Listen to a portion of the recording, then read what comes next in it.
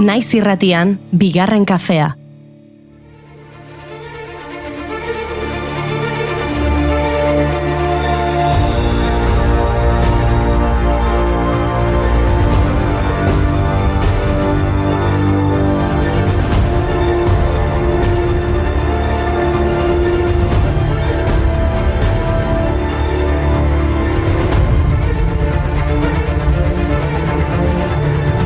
Egunon guztioi eta ongi etorri bigarren kafera. Aste berri bati hasiera emateko prest gaude, baina aste buruari erreparatu nahi diogu. Ahotsa akurratuta beste behin martxoak 8an emakumearen nazioarteko egunean kaleak hartu genituelako.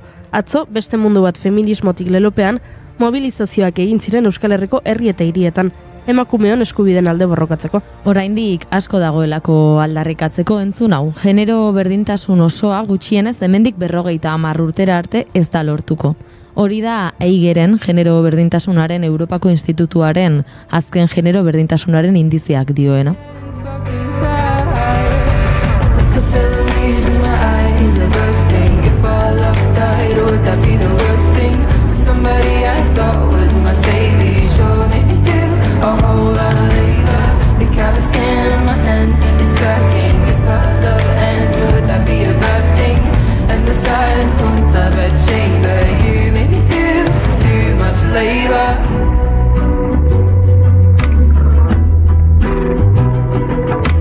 Hogeita 7 adierazletan oinarrituta indiziak eguneroko bizitza definitzen duten 6 dimentsio nagusiren jarraipena egiten du: lana, dirua, hezkuntza, denbora, boterea eta osasuna.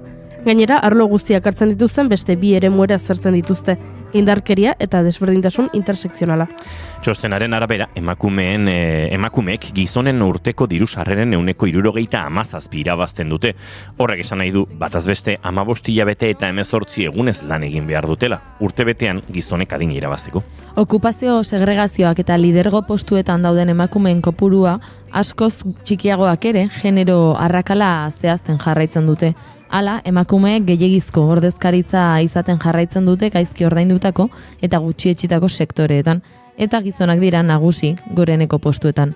Baita emakumeak nagusi diren industrietan ere. Garrasi batek egan irtetzean aste bakoitzeko minutu bakoitza hildako aizparen minaren oroitza alaba emazte ama naiz neskato ezaztu izenan izan zirelako grebara joaten. Denborari dagokionez, txostenaren arabera emakumeek gizonek baino denbora gehiago ematen dute etxeko lanetan eta ordaindu gabeko zaintza lanetan. Eta horrek denbora gutxiago uzten die gizarte eta jolas jarduetarako. Haze sorpresa. Boterearen eremuan Europako txostenak erakusten du indize honek aurrerapen nabarmenak lortu dituela, baina aurrerapen horiek gora bera Europar Batasuneko 2024ko autoeskundeek atzerakada ekarri zutela. Izan ere, 1979tik lehen aldiz, Europako Parlamentuko emakumeen ordezkaritza 141-tik 139ra jaitsi zen. Era berean, 6 estatukidek baino ez dute lortu genero oreka parlamentuko ordezkaritzan. Hezkuntzari buruzko atalean EIGEren txostenak adierazten du hezkuntza mailan aurrerapenak egiten diren arren irakasgaien aukeraketan genero segregazioa oraindik ere sakon errotuta dagoela Europar Batasun osoan. Goi mailako hezkuntza naiz eta emakume gazteek gizonak baino gehiago izan, laguntzako lanbideetara bideratzen dira, hala nola hezkuntzara, osasunera edo gizarte lanera. Joana, denboraren zama, uragazia edana, guztion alana, hobetu zoraina, garena eta ez izana. Eman, hartu, eskua, egin, utzi, lekua, ikus, senti, gure naia.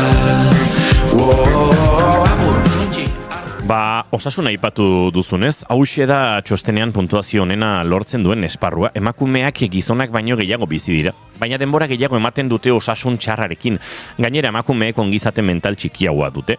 Neurri handi batean beste pertsona batzuk zaintzeko eskakizunengatik, zailtasun ekonomikoengatik, genero arauengatik eta osasun mentalaren babesaren inguruko estigmarengatik. Eta hau adibide txiki bat besterik ez da txosten bakar bat, beste mota askotako datuak eman genitzake. Baina hori, aldaketarako bidean indarrak batu behar ditugulako, eta aldarrikatzeko asko dugulako, atzo kalera atera ginen eta behar den guztietan aterako gara. Baina kalera ateratzeko motibo gehiago ere baditugu gure herrian eta izan ditugu. Inigo, jarri abestia, ospatzera goazeta. Txarrenari honenan, atera diozu zaurietan musu, ezer ezean minari aurpegian, ezurrari egia. Aurrera altsasu.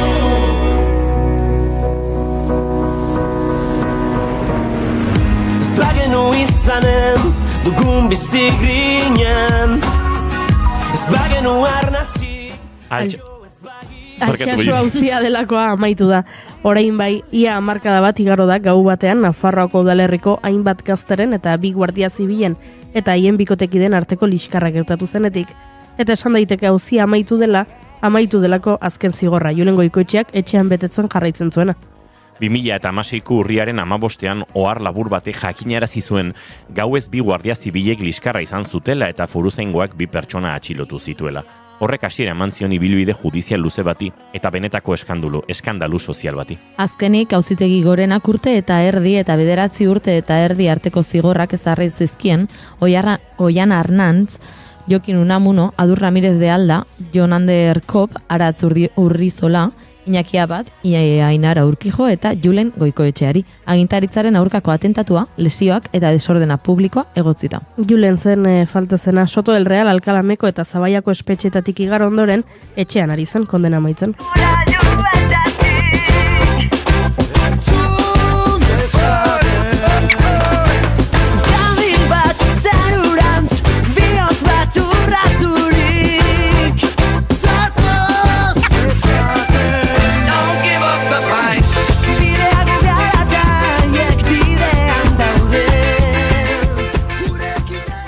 Taberna bateko liskar bat, jaietako gau bat, auzitegi nazionalean amaitu zen. Prozesu gogor eta luzia izan zen kondenatu ez gain, senidei eta sakanako herri osoari eragin ziona, eta lehen gutxitan ikusitako elkartasuna ekarri zuena. Eta gazteen inguruan sortu zen mugimenduaren erakusgarririk onena, Altsasu gurasoak edo Altsasukoak aske, Iruñak kolapsatu zuten mobilizazioak izan ziren. Handiena auzitegi nazionalak zigortu eta sarekada egin ondoren 2018ko ekainean. Hilaren 16an, 80.000 lagun inguru bildu ziren Iruñean, ez da justizia lelopean. Banik Euskal Herrian sekulako inpaktua izan zuen beste pertsona bat aipatu nahi dizuet duela 45 urte hilzelako Telesforo Monzon. Y esto lo digo en castellano para que me entendan todos bien. ¿Quién os ha dicho a vosotros que el gobierno vasco era fruto del Estatuto de 1936? Un gobierno que tuvo a sus exclusivas órdenes un ejército de 50.000 hombres, equipados por él, mandados por él, armados por él, dirigidos por él. Eso estaba Baionako Grenet klinikan zenduzen Telesforo Monzon Ortiz de Urruela bihotzeko baten eraginez 77 urte zituen eta kardiopatia arazoak zituen aurretik. Bere bihotzak kolpe latzak jaso baitzituen bere bizitzan zehar. Baina herri honetan tamalez behin baino gehiagotan gertatu den legez martxoaren 12an bere jaioterrian egin zitzaion hileta etzen lasaia izan. Polizia Espainiarrak hilkutxa senidei kendu egin zien eta tanketen artean eraman zuten herriaren omenaldia saiesteko. Hil baino urtebete lehenago Leireko monasterioaren aurrean Euskal Herriaren batasunaren eta askatasunaren alde azkereraino borrokatuko zela agindu zuen. Promesa bete zuen 1981ko martxoaren 9an bere buru eta bihotzean irrika berarekin hiltzen arte. Hartuta segi aurrera, lepoan hartuta segi aurrera, gazte bat lurrean argitu dugu, lore gorriz beterik golko bat. Burdinen artetik igesi dator, Euskal gazteriaren oiua. Gaur entzuleok batzuei lepoak gehiago pixatzen die beste batzuei, baino astelena ez dakit, denentzat ez da berdina, baina denok dagokiguna lepoan hartu eta gaurko irratsaioa osatu beharko dugu. Astea ondo asteko Lander Kornago gurera etorriko da, eta sukaldean betidanik entzun ditugun esaldiak mitoak diren edo ez kontatuko digu. Nortasuna sarean jardunaldien edizio berri bat egingo dute aste honetan. Nola aldatu da komunikazio azken urteetan, nola eragiten die Davidei, zer da marka bat, Arkaitz Zukuntza eta Itziar Lamarka etorriko da. Eta Maria Jose Ibainezekin tartetxo bat hartu dugu Euskal Autonomia Erkidegoko dietista nutrizionisten elkargo ofiziala azken urteetan egiten ari den borrokaz hitz egiteko. Maite dutak prestitugu zuekin elkarbanatzeko eta esango nuke egun honi patata tortilla usaina hartzen dio dala. Baina tipularekin edo gabe, edo piperrekin. Bueno, gero hitz egingo dugu horretaz saioak hasi behar duela. Saioak hasi behar du eta tortilla patataren inguruan galdetu beharko digu Ane Gebarari. Berari gurekin izango dugu maite duten tartean berri oso polita daukalako kontatzeko. Entzuleok martxoak 9 ditu gaur eta astelena da. Ongi etorri guztioi bigarren kafera, naiz irratian zarete.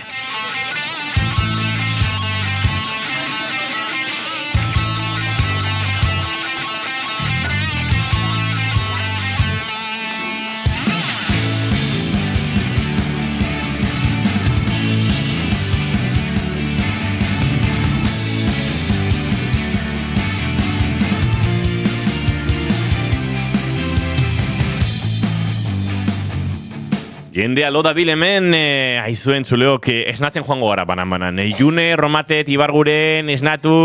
Goizeko 6 esnatu nahi. Bai, egoetik jaiki bota zara, jaiki zara, baina esnatu. Egin dute. Bai? Hombre, no. Goiuri Zeizarandia, esnatu... Kaixo! Ui, sorpresa daukagu, Maigor Ostiaga Pozo, esnatu... Egunon, ostegulena, da gaur.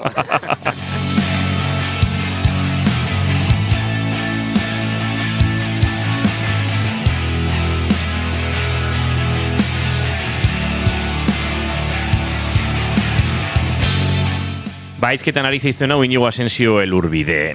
Gaur bigarren kafeak 1144 du, martxoak 9 ditu, goizak 10 eta 21 minutu. Eta gu lau gara, urrengo 2 orduetan zuekin, bat egiteko asmotan ongitorri guztioi, naiz irratian zarete bai, bigarren kafean.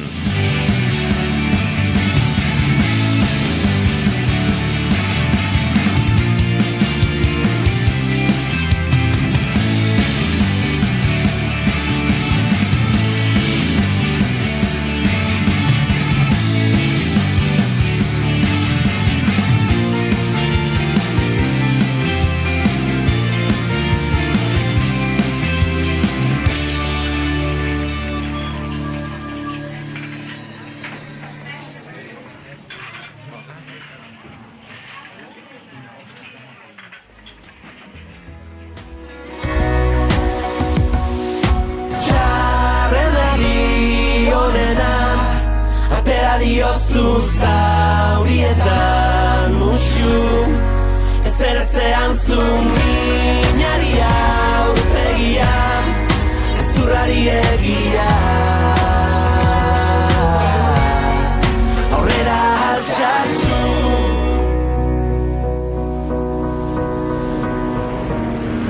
ez bagenu izanen dugun bizigrinen ez bagenu arnasik haio ez baginen ez bagende kalean azaldu ez balira ez balit borobila munduko lurbira Utziko bagenio bat izateari ez gandek ez sekula batera kantari neguak ernaldu du aritzen herria nezoratu da horren oparo urria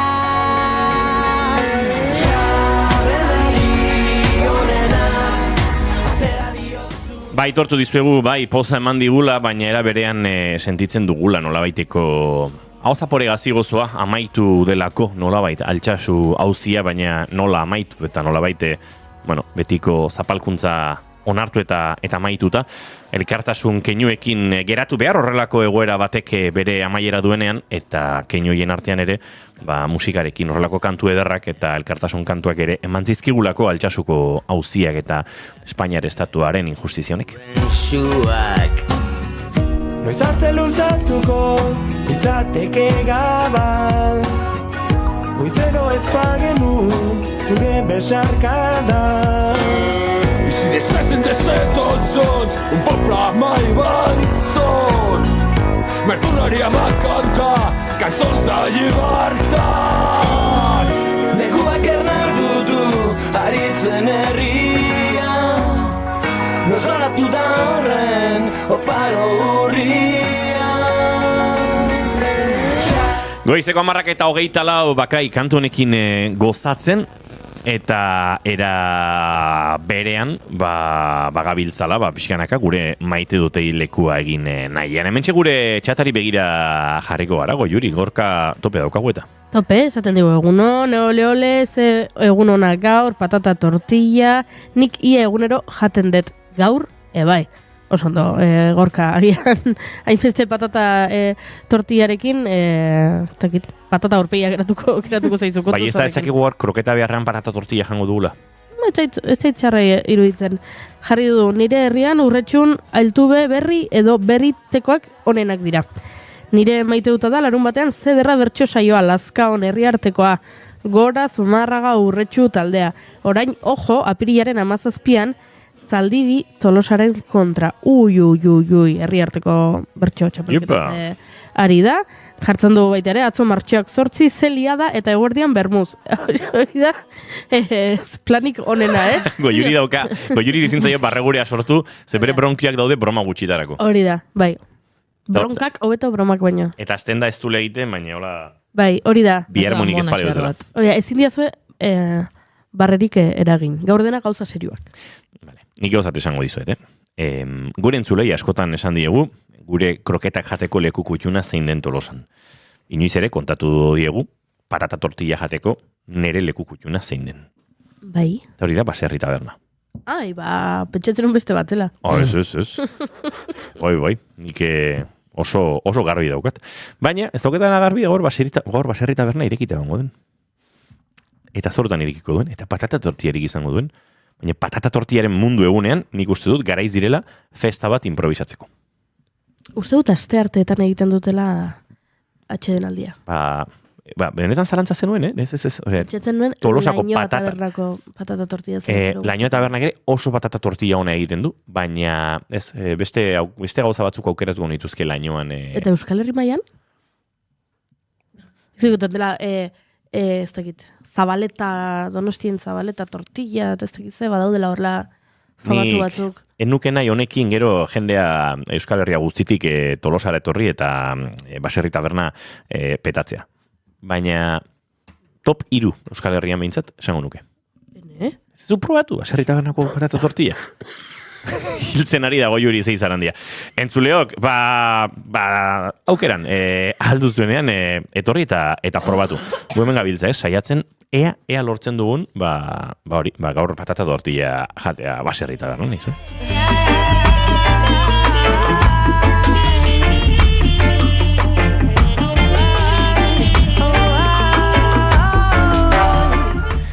Maite duten tarteari egin barko diogu leku eta Junior Romateti barguren zuri dagokizu, ezkerretik hasita.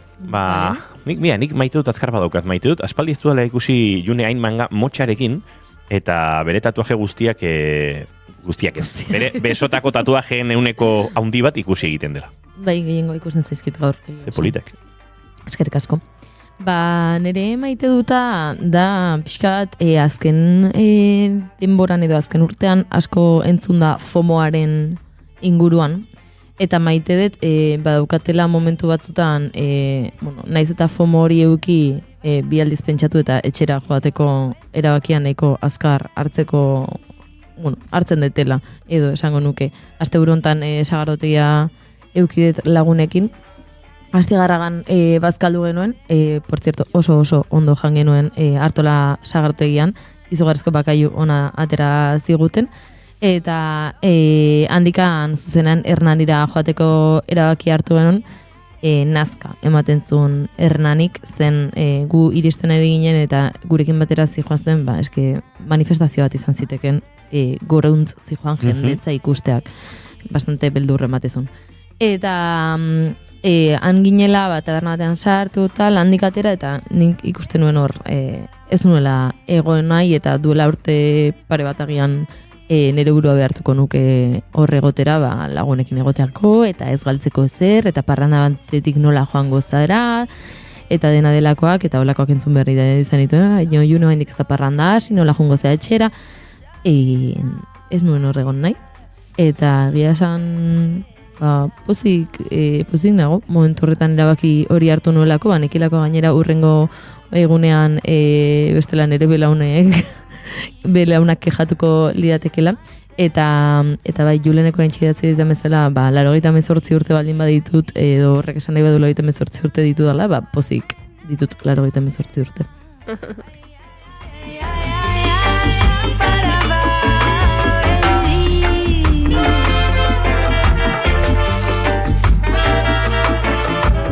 Banik esango dizuet konfirmatu didate Baserri Tabernak gaur 11 terrietan irikitzen duela eta Goiurik dion bezala bihar dutela jai eguna. Beraz, gaur bigarren kafeko krua patata tortilla jatera joango gara. Baserri Tabernako lankideren batek esan dizu edo asko joaten den norbaitek? Baserri Tabernako arima egiturazkoak. Naiz eta patata tortilla ez duen berak egiten, hori ere esan behar dugu, pero hasiko gara itortzeak egiten, bai. Baina, bueno, dena familia giroan osatzen dute, beraz, dena ondo.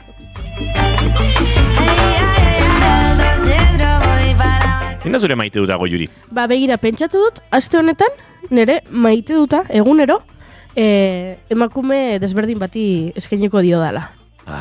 Gero, kexatu egiten zarete, beti maite dutezak eta ekartzen ditu dela, maite dutezak izango dira, batzuk, baina disimulatuta, egongo dira, emakume batzuei maite dut eskinei diedalako, eta gaurko maite duta izango da etxaronei, izen apuntatuta daukat, eta begiratu egin barru donde esateko, Koral Cousorentzat.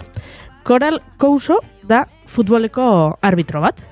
Eta atzo eduki zuen partida bat futbol erregionalean Atletico Karinenaren eta Monte Carloren arteko eskualdeko lehen mailako bigarren taldeko dueloa. Bueno, egia esan, futbolaz ez dut asko kontrolatzen, bosta xola dit ze mailako partida zen hau, eta zerari ziren jokatzen, lagun artekoa zen edo errege kopa zen, bosta xola.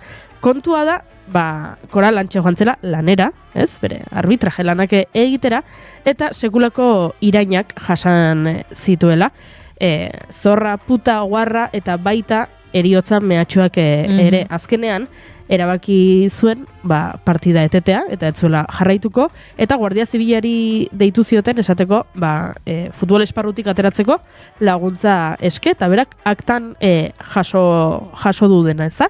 Eta orduan erabaki zuen partida etetea. Kontua da, Paco Ramo Aragoiko arbitroen batzordeko presidenteak, berak esan du, ni ez nengoen hor, baina sinesgarritasun osoa ematen diote elkargo kideari, eta gaitzetxe egin ditu horrelako jokaerak, baina non, bere aldetik Luis Nibelak, dala Karinenako klubeko presidenteak, esan duela dena gezurra dela. Inorketziola horrelakorik deitu, eta berak onartzen duela, bere afizioa foioneroak direla.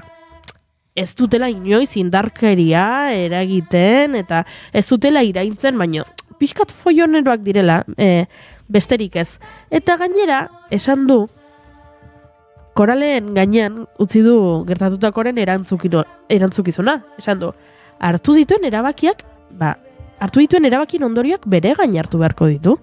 Hau da, berak erabaki du arbitro izatea. Orduan guain, esaten dioten edo zer onartu egin beharko du. Kontua da, bideoak badaudela.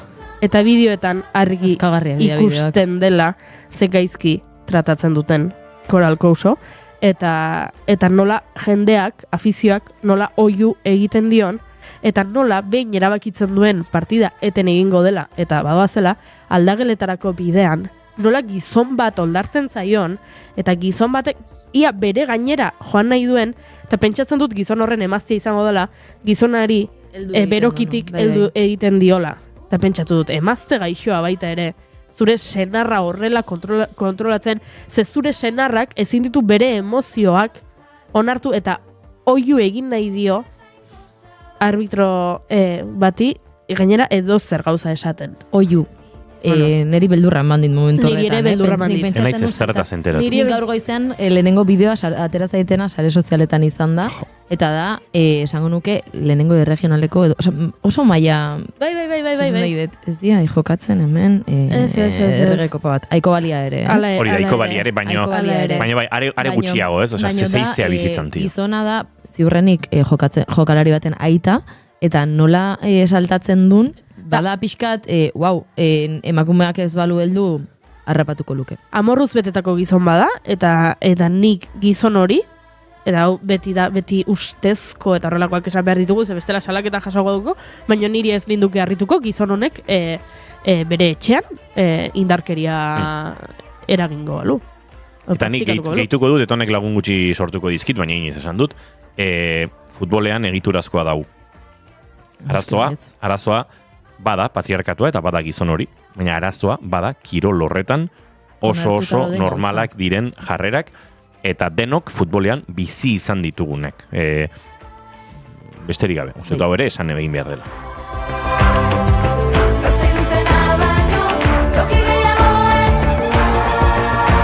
Banik maite dut bi dauzkat eta azkarrak eta bixiak. Bata, asizara emakumea aitortza egiten eta etorri zait, gaur jango dugun patata tortilla egiten duen pertsonaren izena Ainoak egiten du, nire ustez, Euskal Herriko patata tortillarik onenetako bat. Hori batetik eta bestetik nago oso pozik, ze batzutan behar da etxean zerbait konpondu behar duzunean horrek katakarak egitea. Eta nik nera matzan asteak, nire garbigailuarekin, arropa garbigailuarekin, reseteatzen dut, irikitzen da, jartzen dut martxan, erdizka, tira, talago batean esan zuen. Ate hau ez da irikiko. Arropa barruan, eta lavadorak aterik ez zuela zabaldu nahi. Eta azkenik gaur teknikoa etorri da, esan dit konpontzeko, pieza bat aldatu behar dela, eta beste irikitzea lortu du garbigailua, beraz arropa hori berreskuratuko dut, eta dena ondo. Bide batez gogoratu nahiz, esan dit, aizu barkatu. Zuek, lavabajiasak ere konpontzen duzu eta, haida. Badaukat bat hemen duela 2 urte ura galtzen hasi zena, eta ez dut erabiltzen, etxean eskuz fregatzen dut. Begiratuko dut, esan, tuberia bada ikusten diot, hemendik ari da galtzen, da, eskatuko dut, eta lau sentimotan hau ere egingo dugu, diferentzia gutxi izan zazkenen badakizu, salida, eta horako gozak. Eta, pospozik, laizter etxean garbigailu eta lavabajia esan martxan izango ditu darako. Nire bizitzaren Mai Gorostiaga, pozu egunon? Egunon bai, etxean nengoen, eta esan de, maite du bat aipatu nahi dut gaurko programan, nahiz eta nire eguna ez da gaur. Eta hasi nahiz idazten eta esan dut, deitzen badegu protagonistari eta berekin itziten badegu, erresumen txiki bat egiten, spoileatu gabe, maite ditut ipuñak, maite eta asko goiurik esan dula, emakumeka, aipatu behar direla, bai edo bai. Maite dut Gasteizko López de Gereñu ikastetxea, eta izugarri maite dut Ane Guevara Euskal kontalaria. Zuk maite duzu Ane Guevara eta besteok ere maite dugu, eta egia esan, notizia ikustean denok hartu dugu alako poza. Emozionatu nintzen larun baten, jaso nuenean saretikan albistea, eta benetan, emozionau, bai. Bai, aizue, pentsatu dugu gaur gauza ederra izan zitekela, aitortza hau eta poz hau, protagonista berarekin elkarbanatzea. Hemen Gorka Santestebane galdetu du Mai, eta zuk zer egiten duzu hemen, zergatik dago Mai hemen? Bain zuzen ere aitortza egin nahi geniolako Ane Guevarari kontatu dizuegun guztiagatik, eta poza handia hartu dugulako Ane Guevara, egunon? Egunon. Zorionak. Eskerrik asko, bai. Merezita. Bai, kriston ilusioa egia esan, justo moztu dut, zaituzte entzun esan duzuen guztia, baina... Esan dugu oinarrian Ane Guevara ikusi genuenean notizia, emantzigula poz asko oso etxeko sentitzen zaitugulako, eta eta hemen asko maite zaitugulako, eta Mai Gorostiaga pozok gaur goizen esan digunean, aizue, banoa harat, venga, deituko diogu Aneri eta esango diogu, eta Bueno, eski gainera ze polita ikustea zu horpegi felizidade horrekin, zure izena dara Hombre, es que zelako eguna. Bueno, entzule guainek ez dakite zer iburuzari garen, Vale. Venga, zer kontatukoane, venga, nahi pixka bat, a ber, López de Beren ikastetxea Gasteizkoa, bueno, espazio hor barruan azten dira, espazio ezberdinak emakumen izenekin, izendatzen, edo jartzen horrelako, bueno, kaleak esango balira bezala, eta bukatu zu historioan, Eta eskolako liburutegi bati, Ane Guevara liburutegia deitu diote, eta ninago zoratzen. Eta gu baita, zurekin batera. Bai, kriston ilusio egia, esan lagun batek deitu ninduen, eta berri hon bat jakin nahi duzu, eta hombre, ona bada, klaro, bai, eta bidali ziran plaka hori kale baten antzekoan, nire izenarekin, eta liburutegia. Eta broma da, eta ez jarri gara lekuak izendatzen, emakume guretzat garrantzitsuekin, eta zu atera zara, eta liburutegiak zure izena izango du. Eta iruditu zitzaidan iniziatiba super polita. Ni albistea jaso nuenean, urrengo segundoan idatzi nizun esaten, hau egia da zure urrengo ikuskizunaren ideiaren bat, da broma bat, bai, ez dakit, zan como que, bueno, gezurra dirudide ez dugu sinisten, horreko albiste honak bizikaren munduan, eta albiste oso polita da, ipuin kontrari zarelako, emakume puska zarelako, gazte zarelako, eta ez dakit oso polita iruditzen zait horrelako omenalditxoa ez. Bai, eta uste dut hori ez, gazte delako, batzutan badirudi horrelako aitortzak beti oso berandu egiten direla, edo orain hasi garela kontzientzia hartzen gure iraganeko emakumeek, izendegietan, kaleetan, behar duten presentzia eta indarraz, eta bere ibilbidearen, bere kontalari eta ez dakit aktori ibilbidearen puripurian dagoen pertsona bati horrelako aitortzat egitea, uste dut horrek ere egiten duela pixka bat berezi, eta uste dut zuri ere horrek sortuko zizula apur bat, berezitzazun sentsazio hori, ezta? Bai, ni oso flipando, eta gero lagunak esan zidaten, baina hau egiten zaila hilda dauden pertsonei, eta zu egira, eta joder, ze ondo, eta ez que gainera iruditzen zaitu zen iniziatiba polita, oso herrikoia, oso gertukoa, umea gero joan nintzenean ipuina kontatzera, eta denak, ala begira, bera da, de repente hartzen du dimentsio bate gauzak, oso fuertea. Eta gero esaten nuen, ez da intzaia, ez da, lekuei jartzen dizkiegu ez dakiz komandanteren edo ez dakiz presidenteren izenak, eta gero gure artean balorea ematea gure artekoari, eta sortzen dugunari elkarbizitza horretan, iruditu zitzaidan, espero dut hemendik aurrera horrelako iniziatiba garatzea gehiago, eta hau izatea, ez dakit, pues hori, pausu txiki bat, gero ora ere zabaltzen joateko, maite ditugun pertsonei, eta lan polita egiten dutenei, izena jartzea, zergaitik ez. Zorionak nik badakit garaion sorkingunean hortik zabiltza arrapaten hau zu hementxe, bai. Laborategia sartuta, horrela baitzen dugu horri buruz eben, besarka handi bat, muxo handi bat, gora ipuña, eta gora Ane Guevara. Apatu mai, eskerrik asko. Ane Guevara, agurtu aurretik gauza galdetu behar dizugu. Gaur patata tortillaren mundu eguna da, beraz, hartzazu patata tortilla pintxe bat gure osasunera, baina galdetu behar dizugu, tipularekin edo gabe? Tipularekin beti. Oso, gora Ane Guevara ontan ere bai. Muixo handi batan zain du. Venga, muixo bat zuei, eskerrik asko.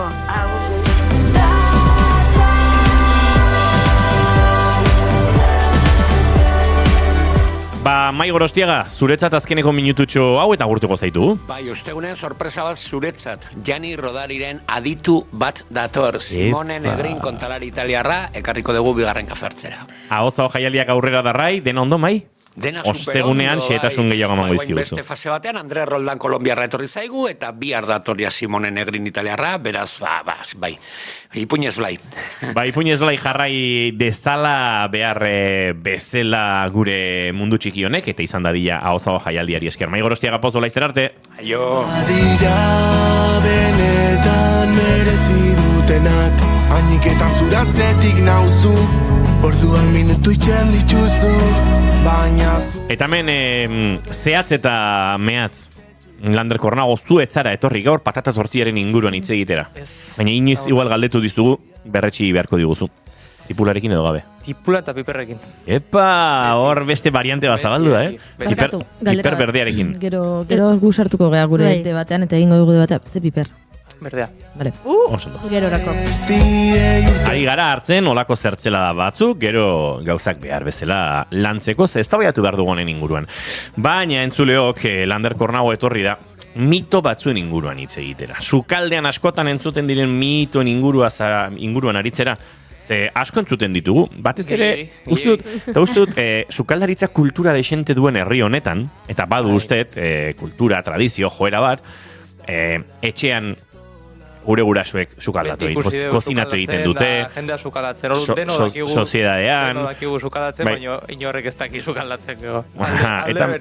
Eta mito asko daude. Bai, asko. Quiero una peda y que brinden por mí. Ba, zure agindutan gara, mito joango gara, Lander? Bai, pixkanaka, ez? Itzeingo deu horrelako esaldi batzuk egia absoluto bezala esaten diana, transmititzen dianak, baina, batzutan sukaldean sartzen zeanen eta pixkat ikustezunen zen olako gauza gertatzen dian egurokotasunen, ez direla hain simpleak, ez? Denok ezautze deu, baten bat jungela sukaldatza soziadea lo que sea, eta beti esan digu baten batek, aragia ondo ziagitu bazu zartagin, bestela zuku guztia atera itea, ez? Ondo zigilatu, ez? Ondo plantxatik, eman hola gogor eta... Jutezea olibakin zoze fregitzea, da baten batek beste aldetikan, oiuka, olako gauzatak itzeingo dugu, ez? Sukaldaritzako mito handi horiek, pixkat desmontatzeko momentua dela iritsia, 5 mito ezberdin ekarri ditu, pixkat hitz egiteko, eta pixkat ikusteko baita zuek entzun dezuen edo ez.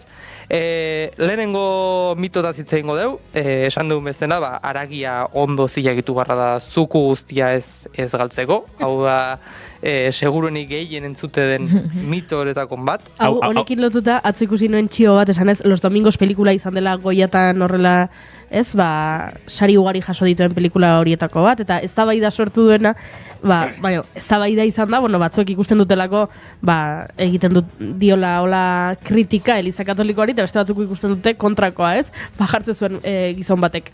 Hemen, benetan, pelikula honetan eztabaidagarriena da, protagonistaren osabak, petxugak egin nahi dituena, zartagian petxugak egiten hasten denean, nola tenedorearekin zulatu egiten dituen petxugak, eta ez dut ikusten inor horren inguruan eztabaidatzen, eta orduan sortu zen sekulako... Gaur hortaz ez da dutuko dugu. No! Baina, pixkat, lehenengo bueltaka, beti entzun deuna, ez? Zartagin oso bizian ziagetu bar da, kanpon geruza bat sortzeko eta zuku guztiak barrun gazeko. Hoi, gezurra da, lehenengo gauza.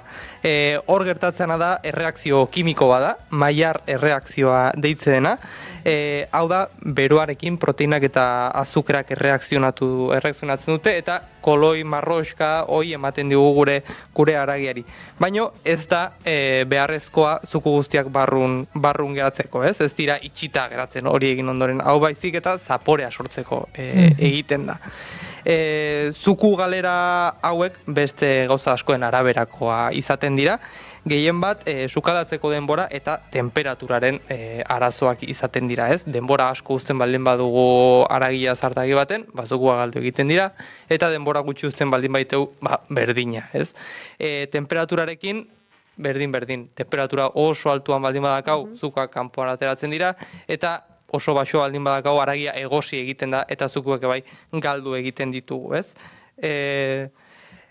Gauza da, askotan azten zaigun gauza bat egiten dugula, haragia egiten dugunen, da pixkat atxedena uztea haragiari. Zartagitik pasa, eta 2 minututxo utzi zuku guztiak barruan geratzeko. Eta ez ateratzeko, ez? Askotan gertatzen da txuleta egin eta 2 minutuko erreposo hori ematen zaina, baina beste haragikin da bai berdin gertatzen. 2 minutuko erreposo diozunean, mozten hasi aurretik izan nahi duzu. Mozten hasi aurretik, Dakau, jende batzu dakaitura, atera eta mozteko, justu mozten hasi, ez? Eta hor hasten da bandeja guztien ateratzen dira zuku, odol esaten dana, ez da odola bai zuku, baizik eta zukua da, ez? Zuku guztia nola atera egiten da. Baina 2 minutuko erreposoa uzten baldin badeu, ja mozte duenez zuku guztia barrun geratzen dira, ez daukago arazoi.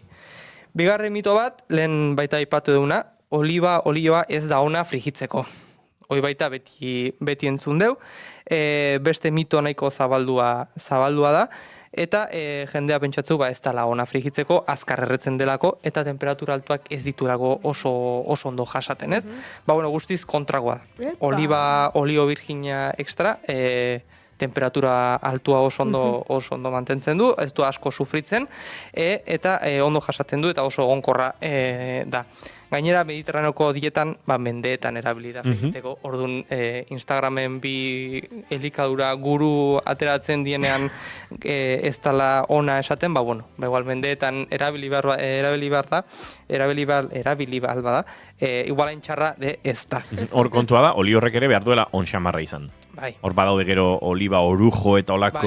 Oliba extra. Hori da, oliba extrako olio virginek. Olio virginek erabiltzare, baino zapore asko daka. Orduan, patata batzuk iten balien baitu, zapore puntu hoi edukitzea normala da. Ni gusta ez aite olioan zaporea guztien. Badago jendea ez, fuerte egiten zait eta ulertzen dut, baina nik aukeran... Maionesa bat egiteko baita ez du erabiltzen, baina puntu batzutan ondo etortzen zaio. Ez da frigitzen oliotan, ze azkenen garestia. Hori da. Horren da ekonomi kontu bat, eta ez da hainbat txarra denik edo kaltegarria denik horrekin frigitzea. Baizik eta prezioa azken urteetan baita desente igo da, eta orduan girasol olioa ohikoagoa deu, ez, frigitzeko. Hirugarren mitoa da nik ezagutzen enuen bat, eta nik beti gaizki egin dut. Eta gaur goizean edazo gabean, ez da gidoia begiratzean, hemen zegoen horregatik batzutan sentitu dut hain berezi zegoela platera. Bueno, horretxe kontateko izuela handerrek, baina izan zan olako revelazio moduko esan, akabáramos. Egiten eta seguro ez dautze duzuela baten batik iteuna, o zuek baita, da pasta egosi ondoren urakin garbitzu. Jende asko daka ohitura hoi pasta egosi, da batzutan grifoan sartu eta urrotzakin garbitu esaten da, kokzioa mozteko erabiltzen dela. Error. Bai. Hemen disclaimerin behar baita. Akatsa, segun ze elaborazio egin nahi deun. Pasta entxalada bat ine balin badeu, igual kanpoan 35 gradu iten balin baitu, igual pasta plater bat jatea 35 graduta baita, ez da hobena, o ez ez hain beste... Ari gara pasta bere salsa batikin jaterakoan edo.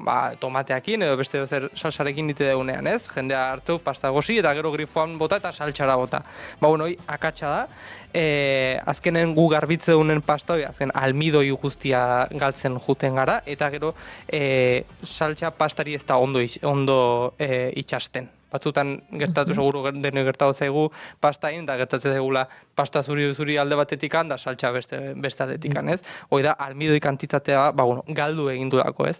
Eta gero, pasta eta zitze egiten nahi gehan, Italiako sukaldetara joango gara, eta han, hoi bekatu potoloa da, hor noskiolako zaitea, eta haiek pasta gozteko ura gordetzen dute pixka bat gero saltxari botazteko. Azken uroi urzikin bat gehatzen zaigu, pixkat txuria bezala, almidoia da.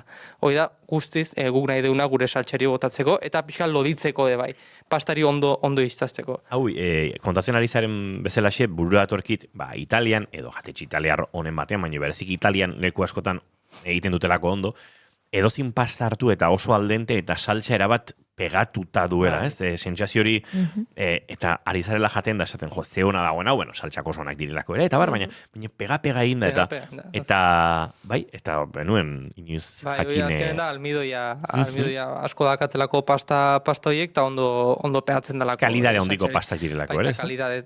Kalidadeko pasta, noski pasta intempaldin badu betxen beti saiatuko pixka kalidadezko zehoze jaten, eta azkenen almidoi puntu hoi gehiago dakate, gehiago eta gero azkenen gozogoa da baita utzako pastekin egitea. Baina, pentsatu behar duna da, beti, ur basotxo bat gorde, kokziona, eta inoiz ez pasa uretikan. pasta. Edozein pasta, berdin da. Berdin da. Saltxakin iten baldin badeu. Hori da, baldin bada hotzean jateko edo. Hotzean jatzeko, bale. Orduan, perdonao, esatean bezala, no pasan. Baina besteetan guazen gordetzea eta guazen pixka zaintzea. Hoi. Vale. Bueno, aragira itzuliko gara. Aragira beste mito bat hor sardeskaren erabilerarekin. Eta sardezka sartzen dugu jokoan. Beti esaten da ez, aragia sardezka zulatzen badugu zuku guztia galtzen da, aragia estropeatze deu, bueno, betikoa. Eta hau ez da hainolakoa. Ezkenen, bi zulotxo iteagatikan, ez da ezer gertatzen, gero beste gauza bada hor... Dena zulatzen baldin badeu. Dena zulatzen baldin badeu da, koladore bat bezala uzten baldin badeu aragia, bueno, baina pixka baita logikoa da, zulatzen baldin bazu, igual zoze gertatzea, baina bi zulotxo iten baldin badeu, ez da ezer gertatzen, ez? Baita batzutan gomendagarria inkluso izaten da, depende zen olako aragitan beroa sartzeko. Jende asko adibidez, txuleta bat erretzen parrillan beti moztu egiten du grasa aldetikan. Horixe galdetu behar nizun, nik batzutan, hemen, ingurunetan, bigarren kafearen gironetan askotan improvisatzen ditu horrelako afariak. Eta horrek esan nahi du, azken orduan zoazela, arakinaren txuleta erostea, eta txuleta hori kamarati dator eta temperatura zotzago. Eta horrek zaildu egiten du, txuleta behar bezala erretzea, ze kanpotik bero asko eman da, baina barrukaldeak era daiteke. Eta batzutan hori, konprobatzeko ere, olako kortetxo bat egin, atza sartu, eta ikusi, hau... Askotan itea pixat ikusteko nola da barrutikan, eta gero, zu mozten baldin bazu, parrilla oso fuerte baldin badakazu, su izin baldin badakazu, normalen kontraitu itea, da gehatzea pixat arrugauta ezela, ez? Hortotako de bai erabiltzen da. Baina, hoi gertatzeanen, pixat atemperatu momentu hoi ez teula auki, mikroginean sartu, 20 segundutxo, eta jazta. Eta ja hor... Ez da gomendigarrena. Ez da ortodoxoena, baina trukoa da. Mendi batek entzuten baldin bau parrillero bat entzuten baldin bau barkatu. Baina ulertuta. 10 segundutxo, 20 segundutxo, pixkat hoi jolasten juten baldin bagea, pixka berotze dugu barrutikan, eta ja hobeto dago. Baina mikroinak gaitasun hori daukain zuzen, ez? Barruruntz beroa txertatzeko edo. Eta gero hortikan pixat berotze dugu, epeltze dugu. Ez duzu berotzen inoiz, baina epeldu, eta gero parriatikan pasa. Eman digu beste truko bat, bai. Nik askotan moztiarena ere, oiaskoa parrian egite gustatzen zait asko, baina oiaskoak askotan hori barrukaldeak ere zurringur hori gorrituta dagoenean oraindik behar dezula, eta pixkat labanarekin, zap. Gio, aragi batzu dare... Olako, txak-tak korte batzuk egin gehiago eta... Aragi batzu dare, hainbeste kalte ez diola iten azken, oiaskoa, juten badien bagea, petxuga ingurua, igual uste dula pixkat ugosoago edo xamurrago bezala, mozten baldin badau, ez da gain beste zugu txuleta bat bezala, zenen ez du beste galduko. Baina oitea pixkat ikusteko, nola barrutikan nola da hon, eta pixkat beroa da hon, ez da hon, edo baita forma ez galtzeko. Baina, esan bezala, azkenen pixka bat sardezkatzen baldin badau zulatu den baldin badeu, baita ez da ezer gertatzen. Ez larritu, guain urrengo sozea da juten baldin bazaten kuadriakin, da ikusten baldin bazue baten bat txuleta sardezkakin muitzen. Ostras, orain txuletez ari gara laztutan nengoen, atzo zurekin goratu nintzen handaz.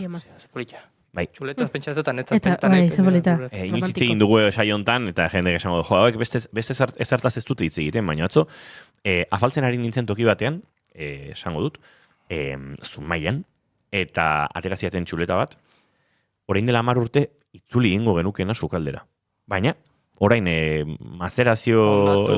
Puntu horrekin. Baina ez zurringuruak erabateko roquefort edo oso ustel zaporea usaina zeukan, kontua niri gustatzen hasi zaidala, eta esan, zesango diogu, baizu. Azkenen gustatzen balin bazaizu, baina zegoen fuerte, fuertetxo. Personalki ez gustatzen, ez disfrutatzen. Zatitxo bat bizati bai, baina ez disfrutatzen txuleta osoa bitzako gehiagi iruditzen zai. Ez zurra zegoen mai honen kolorekoa. Ostia. Idea egiteko. Nik gehiagi jakin hobesako nuke, txuleta horrek 3 hilabete kanbaran bazituela. Ogeiago, bai. Igual ez da inbeste denboa, baizik eta igual gaizki garbitutako txuleta bat. Izan daiteke da. Jo, azken ezurren eta kanpokalden beti ateratzen dira ontxo horiek, beste kolore berde, horiska horiek, ez baldin bai ondo garbitzen, bai zapore asko ematen dutela. Besterik gabe gogoratu nintzen eta esan nahi nizun. Bueno, azkeneko mito bat, janaria zartaginean etengabe mugitu behar. Beti muitzen, ez? Beti eukideu, matematikus edo zartagin subizin uzten, zozegota da beti muitzen, ez? Beste imagino idakau zartagi hartzen da, mugimendutxo txiki bat ematen zartagiai, bueno, argatu.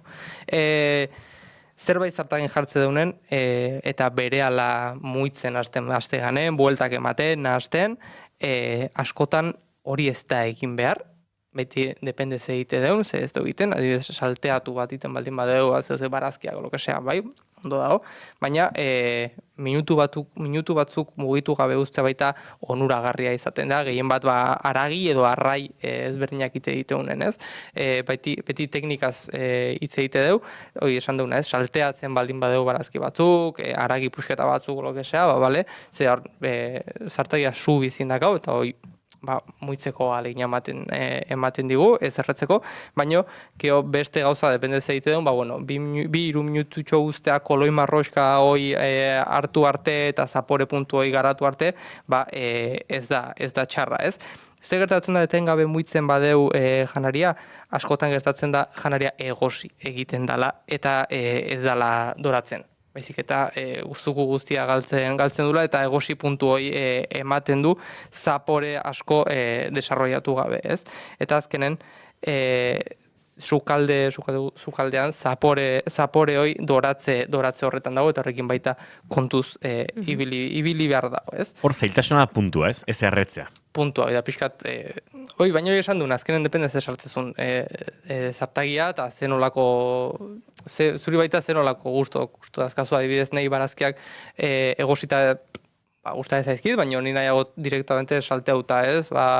Azalorea o lo que sea, directamente zartagin sartu, da muitzen. Salteatu hori da mugimenduaren ondorioz. Mugimenduaren ondorioz. Eta zu indartxu xamarrean. A tope. Eduki bazu, zartagia oso beroa eduki bazu. Tipularen gati galdetu diogu, baino gasaren sukaldea edo elektrikoaren. Gasaren alde izango zara. Ni gasa nahiagot.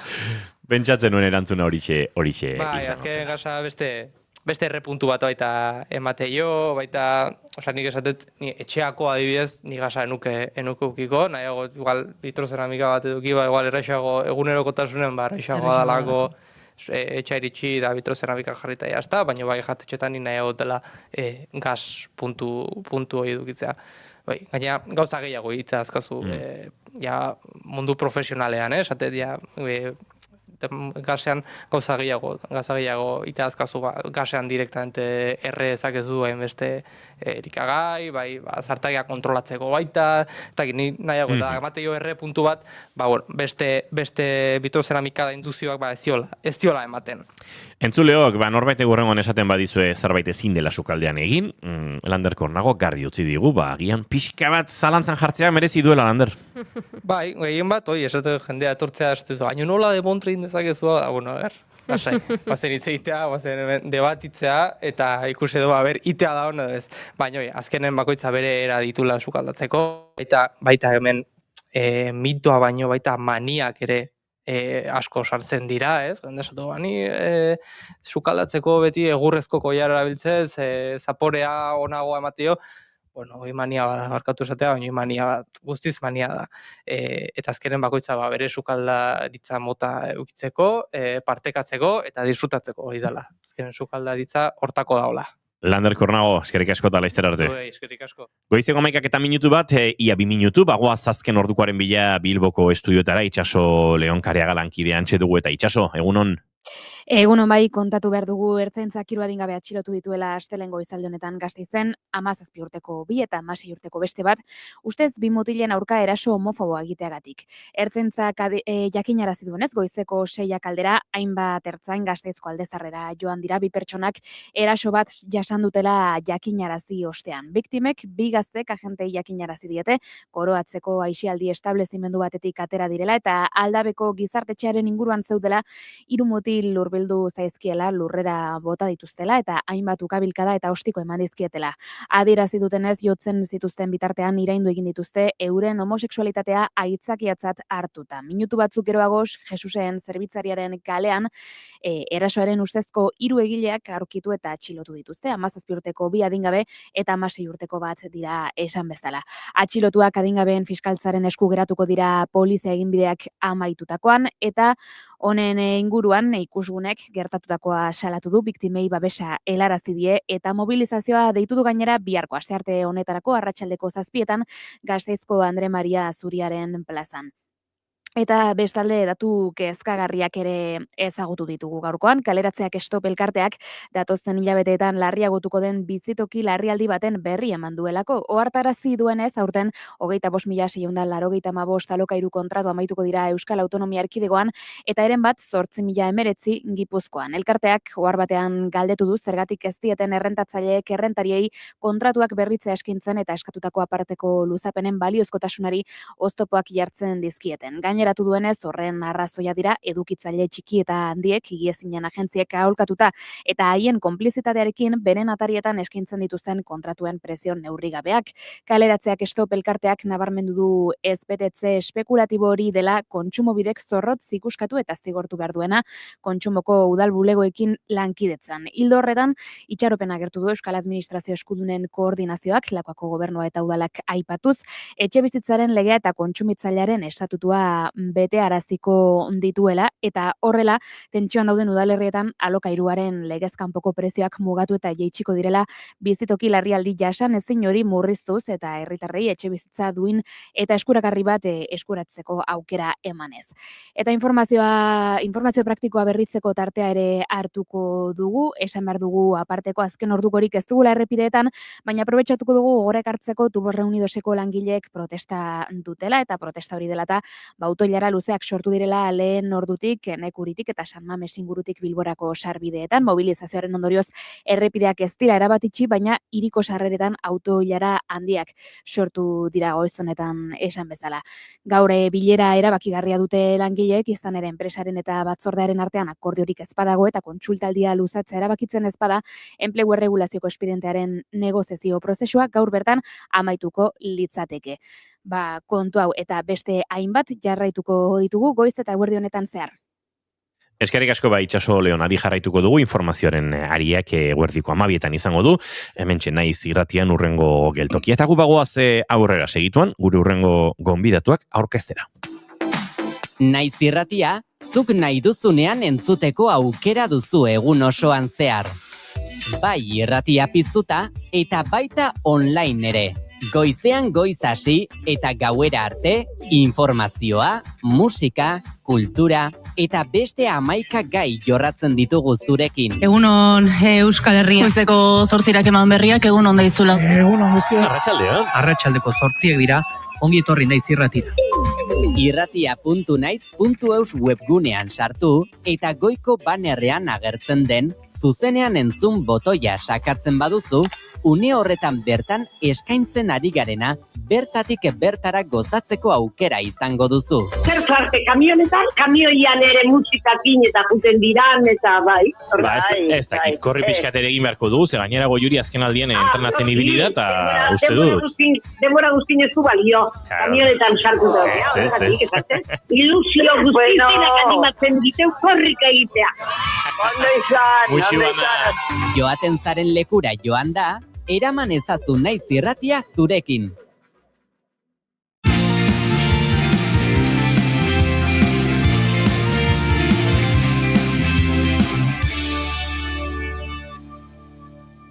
Bigarrenak ez direlako beti okerragoak. Bigarren kafea.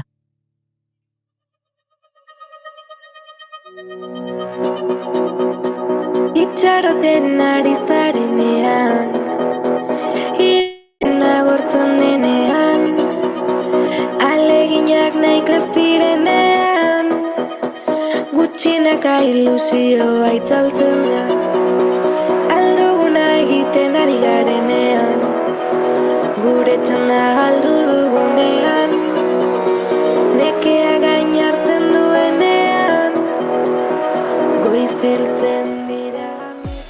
1913ko martxoaren 9an, hau da, gaurko egunez, Harriet Tubman hil zen.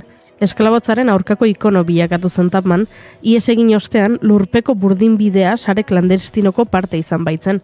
Ihes egin aurreko gauean, amari agur esaten saiatu zen. Mari aurkitu zuen, konfiantzazko lagun bat. Eta abesti bat abestu zion. Antza denez, abestian, izkutuan, kode bat zeon. Eta kode horrek agur bat zeukan. Goizean aurkituko zaitut, agindutako lurrera joango naiz.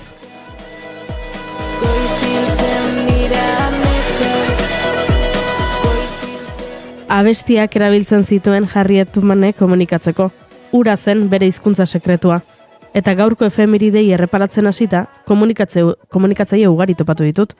Pepe Rey kazetaria, Telesforo Monzon politikaria, edo Nerea Ibarzabal bertsolaria. Komunikatzeko modu asko baitaude.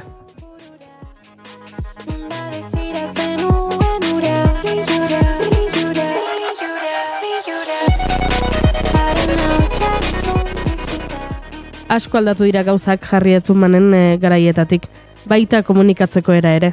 Tira, egunetik egunera aldatzen ari da komunikazioa, eta horixe aztertuko duten Nortasuna sarean jardunaldietan. Nola aldatu da komunikazioa azken urteetan, zein bilakaera izan dute hedabide tradizionalek, nola eragin du komunikazio agentzien lan egiteko moduan, eta komunikazio estrategietan?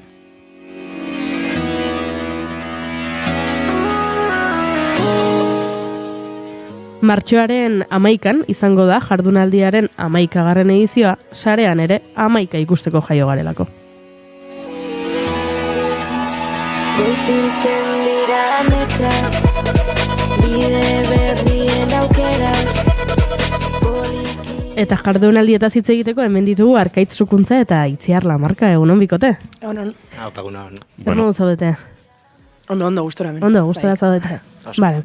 Guk gure gonbidatuei bigarren kafean beti bi galdera egiten dizkiegu eta galdera horiek normalean esaten dugu. Bueno, guk biak botatzen ditugula eta gonbidatuak erabaki behar duela bietako zein erantzun. Baina gaur bi etorri zarete, orduan biak botako ditut eta erabaki beharko duzu zeinek erantzuten duen zein. Lehenengo galdera da. Imaginatu, orain etortzen dela zinema zuzendari bat. Eta esaten dio zuetako norbaiti. Zure bizitzari buruzko pelikula bat egingo dut. Baina ezin dut kontatu jaio zinenetik orain artekoa. Konta dezaket zure bizitzako etapa zehatz bat soilik. Etapa hori izan daiteke laburragoa, luzeagoa, baina etapa zehatz bat. Galdera da, ea ze etapa aukeratuko zenuketen, gero pelikula batean islatuta ikusteko. Hori da galderetako bat, zuetako batek erantzun beharko duena. Eta beste galdera askoz laburragoa da, ea nola gustatuko litzaizuekin izatea zuen funerala. Beraz, nik bi galderak bota ditut, eta orain zuek erabaki beharko duzue, zeinek erantzuten duen pelikularena eta zeinek hiletarena. Zuretzat pelikularena nahi bedezu? Bakizu gertatzen den, iaz hemen egon itzala eta nik pelikularen egin nuela. Hala, bale. Eta zuri tokatzen zaizu agian zu gehiago zealako ikusentzunezko komunikaziokoa. Nik uste dut oraintxe bertan, oraingo garaia. Dudari gabe. Bai. Hori, erantzun hori asko gustatzen zaigu, ze horrek esan nahi du, oraingo bizitzen ari zarena ona dela edo behintzat kontatzeko asko dagoela. Entretenigarria bai. Hori bai. Desde luego, beste garaia baina gehiago. Eta nik, igual festa giroan, ez? Bai, familia eta lagunak elkartu eta festa giroan. Zoragarri. Apuntatuta uzten ditugu, bigarren kafeko galdera ofizialak eginda, orain bain sartuko gara jardunaldian. Bueno, aipatu dut, martxoaren 11an izango dela Nortasuna sarean jardunaldia. Aurreko urteetan bezala, helburu argia da, komunikazioaz hitz egingo dugu, hitz egingo duzue, horretarako hizlari asko ekarri dituzue, nik lehenik eta behin Arkaitz jakin nahi dut zer moduz zen prestakuntza lanak.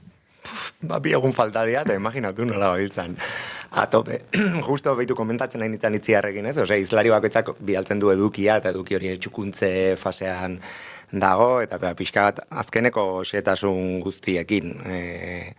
lan desente oraindik aurretik urrengo 48 orduetan.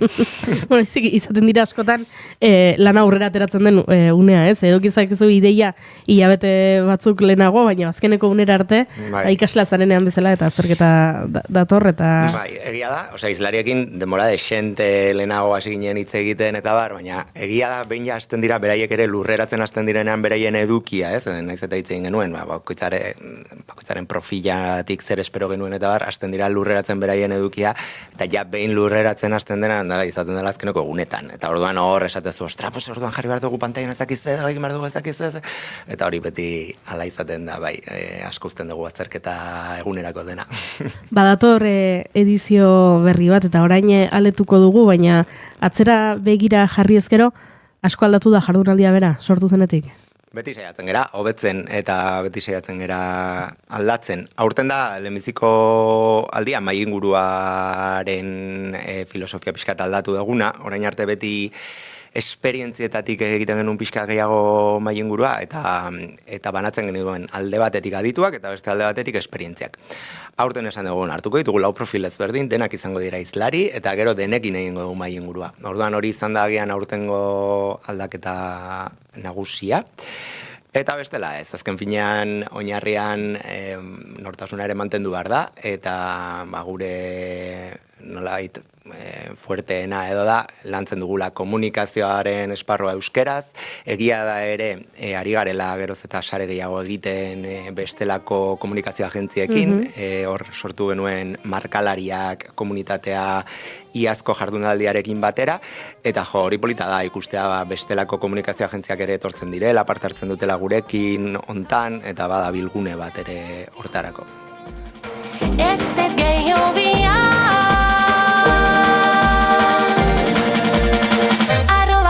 kantauri itxasoa nizuta zala nago txari da zuztez gure kananoa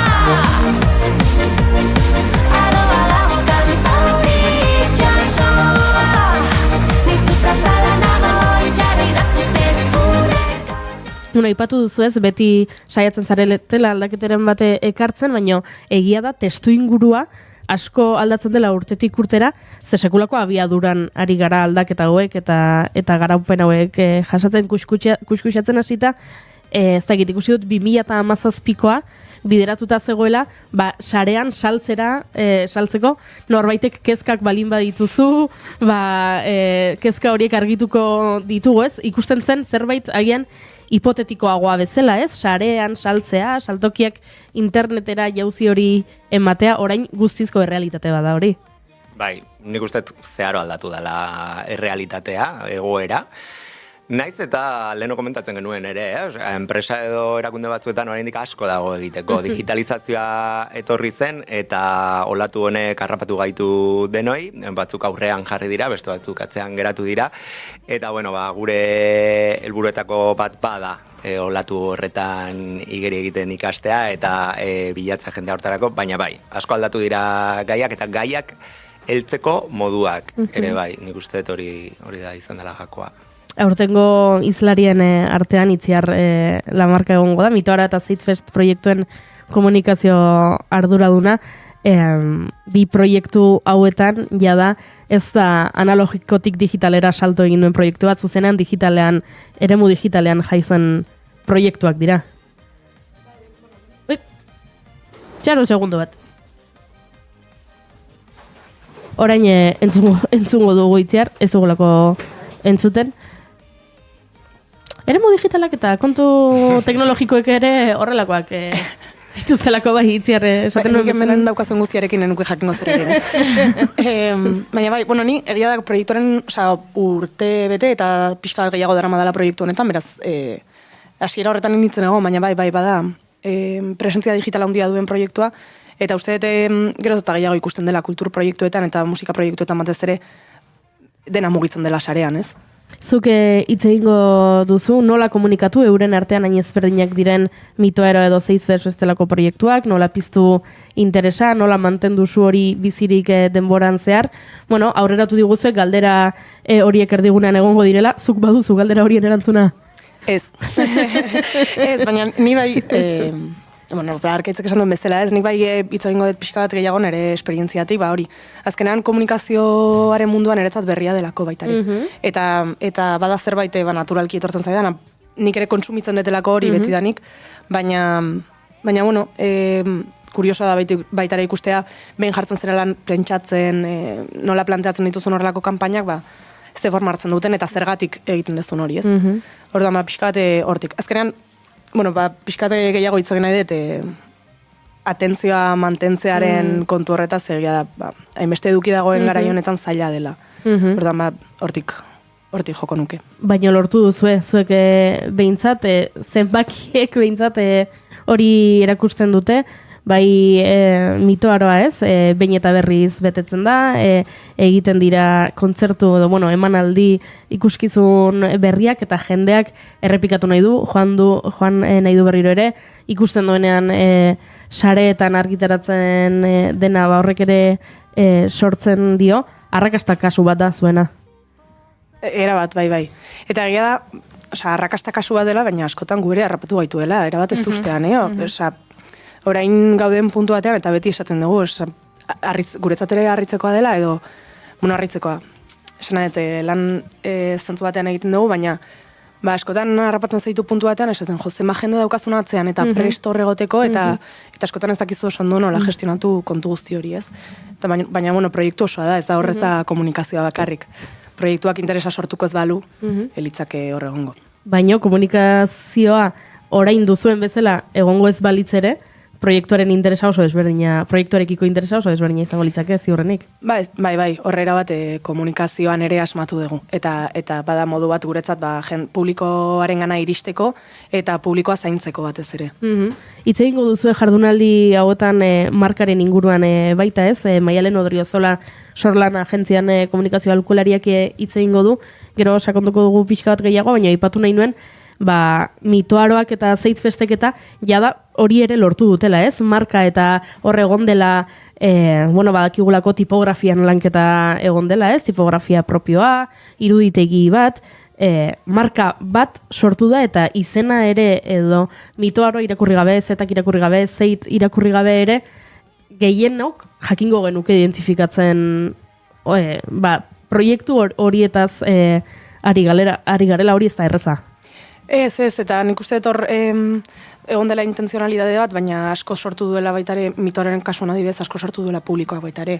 Ezkenean, hori jasotako beratasun guzti horrekin, eta jendeak izan nahi duelako unibertso horren parte, eta azkenean bazoazela sortzen zerbait konsolidatu dena oso askar kasu honetan. Eta hori, zetakekin bai bagenekien bazegoela, baina mitoaren marka hori edo nola sortu den bada zerbait aipatu nahi detena hitzaldian ze bada garrantzitsua.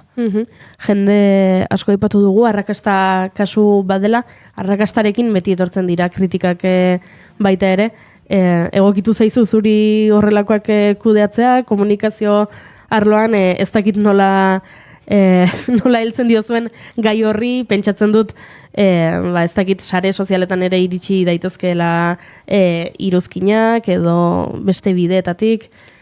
Bai, kritikak daude ez, osea, batzuetan ezin ez du ezer egin iristen zaizun kritika horrekin, beste batzuetan kritikak irakurtzen dituzu eta arrazoi dute, beraz maldezun bezala konpontzen duzu eta beti egiten duguna, proiektua handia da, baina jende gutxi gera lanean.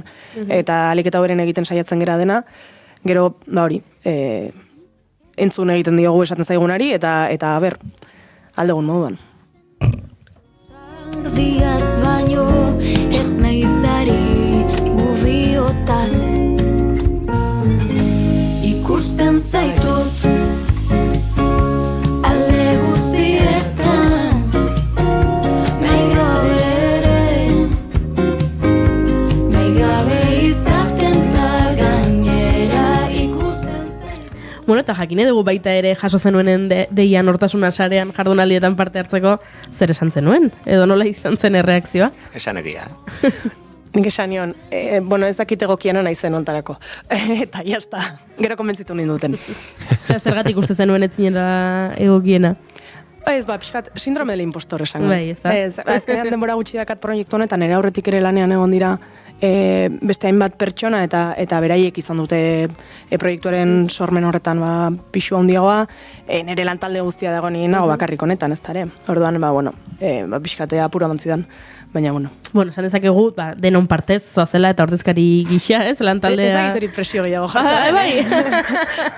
Bale, orduan ez presioa ipatu duzu, eta ipatu duzu baita ere, zu iritsi zinenean, bide bate eginda zegoela, horrek erraztu egiten ditu gauzak, edo bertigo puntu bat ere ematen du, orain arte hau eginda, eta maila hau mantendu egin behar da. Biak esango nuke, gauza batzuetan nik ere oso askar ulertu nuen zertzen proiektua, eta hori lana ondo egin delako da. Eta bestetik, ez bakarrik aurretik lan egin dutenen gatik, baina orain bertan lanean ari diren guztien gatik ere, nik nahi dut hori ondo erakutsi, eta niretzako proiektua bada importantea, maila pertsonal batean, eta hori komunikatzea bada presioa, ez? Eta jakin minetik, mitoaro batean, badakigu hor erdigunean figura garrantzitsu dagoela Peio reparaz dela, komunikazioan zenbateko esana dauka Peiok?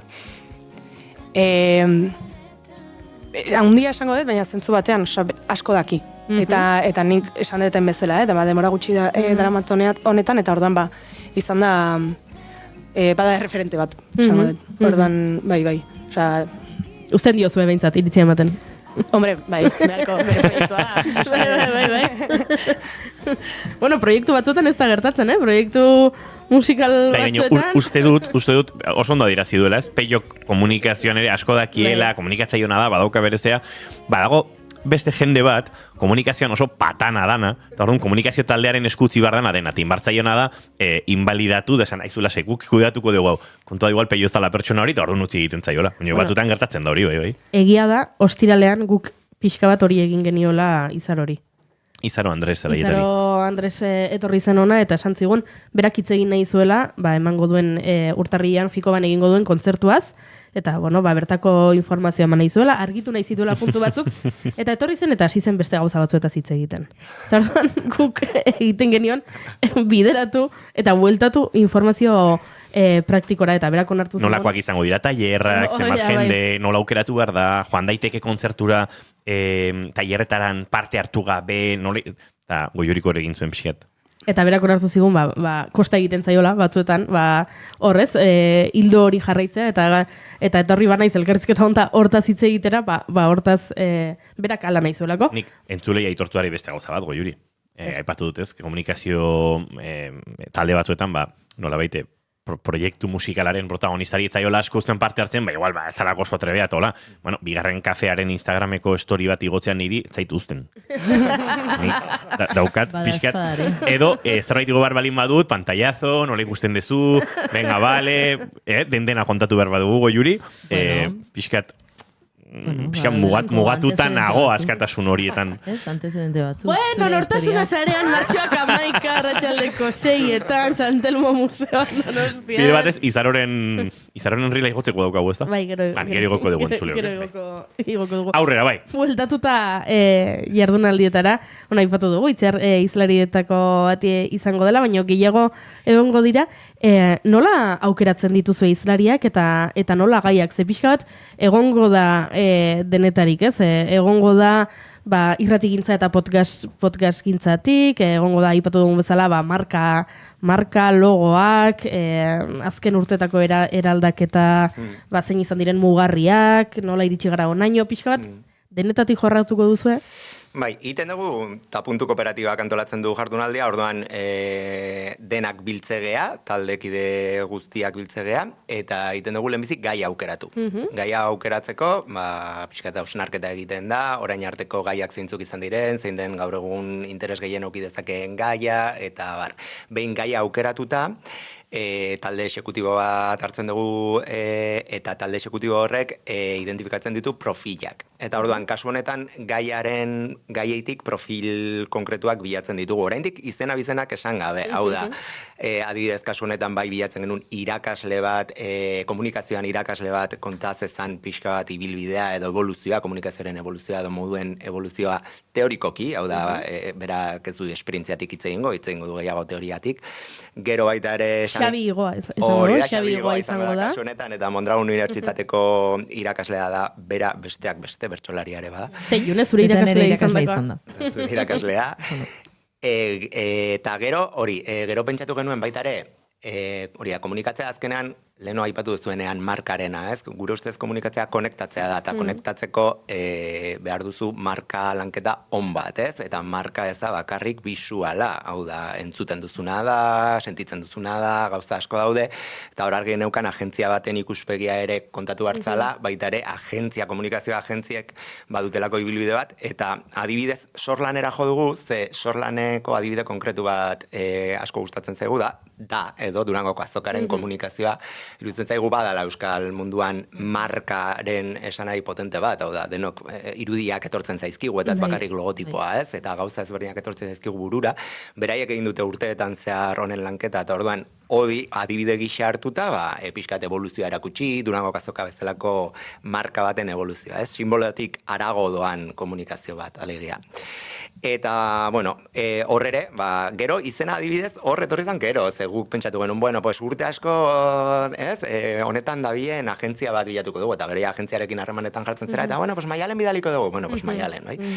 Eta gero, baita ere argi genuken, eta hirugarrengo profila, laugarrena izango litzateke, hirugarrengo profila pentsatzen genuen, podcastaren kontua iruditzen zaigu badala kriston evoluzioa, ez, irratiak, hasieran podcastak Euskal Herrian bentsat entzuten zirenean, bueno, hau horreatuko da, ez da, eta gaur egun, ez, irratiaren 2.0 izan da egun, eta orduan esan genuen, pues bilatu behar dugu profil bat, hori, barrutik, evoluzio hori bizi izan duena, ez? Eta Ainhoa Etxebeste izan zen EITB podcastaren koordinazioan ibili izan, gaur egun Guau marka dago, eta Guau marka tope dabil, horren tripetan eta horren lanean asko Ainhoa Etxebeste dabil, bai? Orduan, baina bizi izan zuen, bere garaian, 2019 urtean, hortikan esango nuke, edo igual lehenago, evoluzio bat, lanketa bat, non esan zen, bueno, pues irratia nola pasatzen dugu beste formatu batetara, pixka bat, bai? Eta, bueno, pues berak hortaz hitz egingo dugu, konkretuki, eta azkenik Itziarren profila zan gehiago, hasieran ez genekan argi bera izango zenik, baina bai bilatzen genuen proiektu berritzaile bat, edo nolabait urte gutxi, zeramazkila komunikazio munduan, edo ez pentsatzen genuen, proiektu bat zerotik haste baldin bada gaur egun, seguro ez dela, ezakit korrika bat ez dela, ez? Urteak daramazkina, eta ja nahi gabe baduena ibilbide bat, eta nahi gabe baduzuna motxila bat, ez? Zerotik gaur egun nola hasiko litzateke komunikazio bat, ez? Eta hor pentsatu genuen, pues Mito Aroa, edo State Fest, edo horrelako proiektuak urte gutxi daramazkite, komunikazioan oso potenteak dira, eta hor gero, atea joka esan genuen, pues Itziar la marka dago, eta Itziar la markaren kontaktua lortu genuen, eta berarekin hitz egin genuen, konbentzitzea erresa izan zen, gozadian bezala, eta hemen daukagu. Eta edukiko ditugu, martxoaren 11an, arratsaldeko 6etan, galdetu genizun azkeneko hemen egon zinenean, baina, bueno, entzule berriak ere baditugu eta beraiek jakin dezaten, nori zuzendua dagoen, hau ze pentsa dezaken horbaitek, hau da soilik komunikazioan lana egiten dutenentzat, baina ez da horrela. Nik uste dena ikasten dutela San Telmo museoak adibidez sartzen du bere erronken sail batean, denentzat irekia dagoen esparru batean. Egia da, guk bideratzen dugula komunikazioan aritzen diren hoientzat, da jardunaldia batez ere, ikasleentzat, komunikazio ikasleentzat, eta nolabait batez ere komunikazioaren mundua komunikazioaren munduarekin lotura daukaten entzat izango litzateke. Baina herritarrarentzat irekia dago. San Telmo museora etorri daitezke, martxoaren 11an arratsaldean 6tan, eta irekia dago 2 orduz, euskeraz eta komunikazioaren inguruan arituko gara. Webgunean izena emateko hortxe badago kutsatxoa, izena eman behar da bai edo gerturatu daiteken horbait bertara... Gomendatzen dugu izena ematea beti guk ere kontrolatzeko eta jakiteko gutxi gora bera beteko dugun edo ez dugun beteko. Ez gera zetak, baina egia esan izena ematea oso ondo funtzionatzen ari da, pozik gaude, orduan bai, izena ematea eskertuko genuke, baina norbait ere azkeneko momentuan animatzen baldin bada, ez zaie atea itxiko. Bideo ederra osatu duzu, aurtengo edizioa iragartzeko ez, ze ari gara gu hemen oso komunikazioaz eta eremu digitaletik asko edaten duen komunikazioaz, baina bideoan hain justu kontrako egin nahi izan duzu ez, egunkariak banatzen duela hamarkada batzutako egunkaritako langileak bazinate bezala. Bai, hori ere, bazen erronka bat, ez? Azkenan hori ere estetika bat sortzen dugu urtez urte, ez berdina. Eta aurten jo genuen, kartela egiten hasi ginenean, pentsatu genuen, azkenan egite baldin badu egunkari estiloa, baina irekitzen dena, eta gainera egingo dugu, bertaratzen den bakoitzari egunkari bat bezala banatuko zaio bertan, eta nik ikusi nahi dut irudi hori, osea, gaur egun beteta olako areto bat, non denak egunkari bat irekita daukaten horrela ondia, eta orduan hortikan gero jungin banatzen ziren leno bizikletaz edo, azkenan, ez, hartu emanazan askoz ere zuzenagoa eta etxez etxekoa, ez? Orduan hori irudikitu nahi izan dugu, gaur egun klik batean lortzen dena leno zer egin bartzen. Jardunaldi hauen inguruan hitz egiteko, gonbidatu ditugu Arkaitz eta Itziar, baina nik azkeneko galdera bate egin nahi nuke podcastaren inguruan, ze proiektu honen parte ere bada podcasta. Bai, saiatzen gara urtero antolatzen dugu jardunaldia, martxoan, eta gero, hori da, podcastak grabatzen ditugu, urtean 2 normalean, 2, eta bai, berdina egiten dugu, pixka eta aukeratzen dugu pertsona bat eta gai bat, eta batez ere igual gogoarekin geratzen gara gai bat jorratzeko eta orduan urtean zehar podcastarekin betetzen dugu. Itzein barko eta Inuarekin plataforman sartzeko. Eta, baina oso pozik horrekin. Izen emateko nortasunasarean.eusen, segituan agertuko zaizue horre bidea. Online jarraitzeko aukerare badago, hor ere, jendeak izen eman dezake, erreserbatu fisikoa edo onlinean ere bai, eta podcastaren inguruan, dena topa ezakzuen nortasunasareanen, eta hortik aurrerakoak ere, joango gara entzuten. Uste dut, agurtzeko orda bat dugula, baina azken galdera bat akaso goiuri baduela eskutan. Nik Itziarri galdetu nahi diot, zer espero duen berak jardunaldiaz? Nik espero dut ikastea asko. Egia esango goa daukat joateko eta ikusteko zer duten bestiek esateko, uste dut balio ondia izango duela niretzat.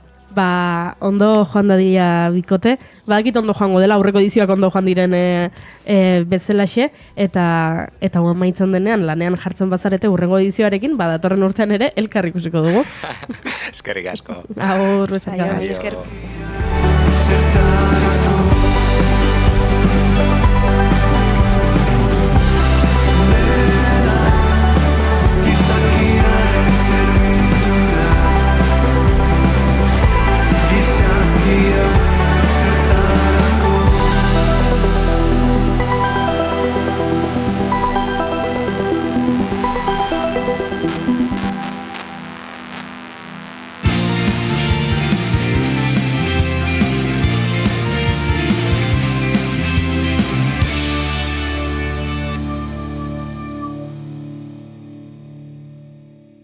Bigarrenak ez direlako beti okerragoak, bigarren kafea.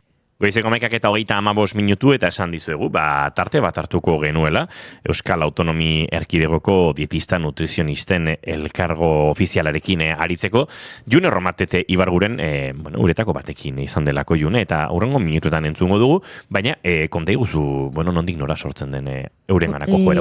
Urtarria erdi aldera esango nuke, prentxabar bat zabaldu zuen, Edineo ez dela ezagutzen den elkargoak, eta bertan adirazten zuten bazera matela denbora bat, bai Eusko Jaurlaritzarekin eta baita Osakidetzarekin harremanetan jartzen saiatzen, dietista eta nutrizionisten plazak Osakidetzan martxan jarri eta haiekiko zituzen zalantza guztiak galdetzen saiatzen ari zirela, eta ez zutela lortzen ez da momentu batean erantzunik, urteak zeramatzatela horretan lanean, eta beraz erabaki zuten bazela momentua ahotsa altxatzeko, eta honen inguruan jendeak jakin zezan nola zebiltzan, eta tartetxo bat hartu nuen haien lehendakaria de Mari Josere Ibainezekin hitz egiteko, ezin zuen gaur bertan zuzenean egin, beraz elkarrizketatxoa egin nion nik nire kabuz, eta gaur entzungo duzuena hori izango da.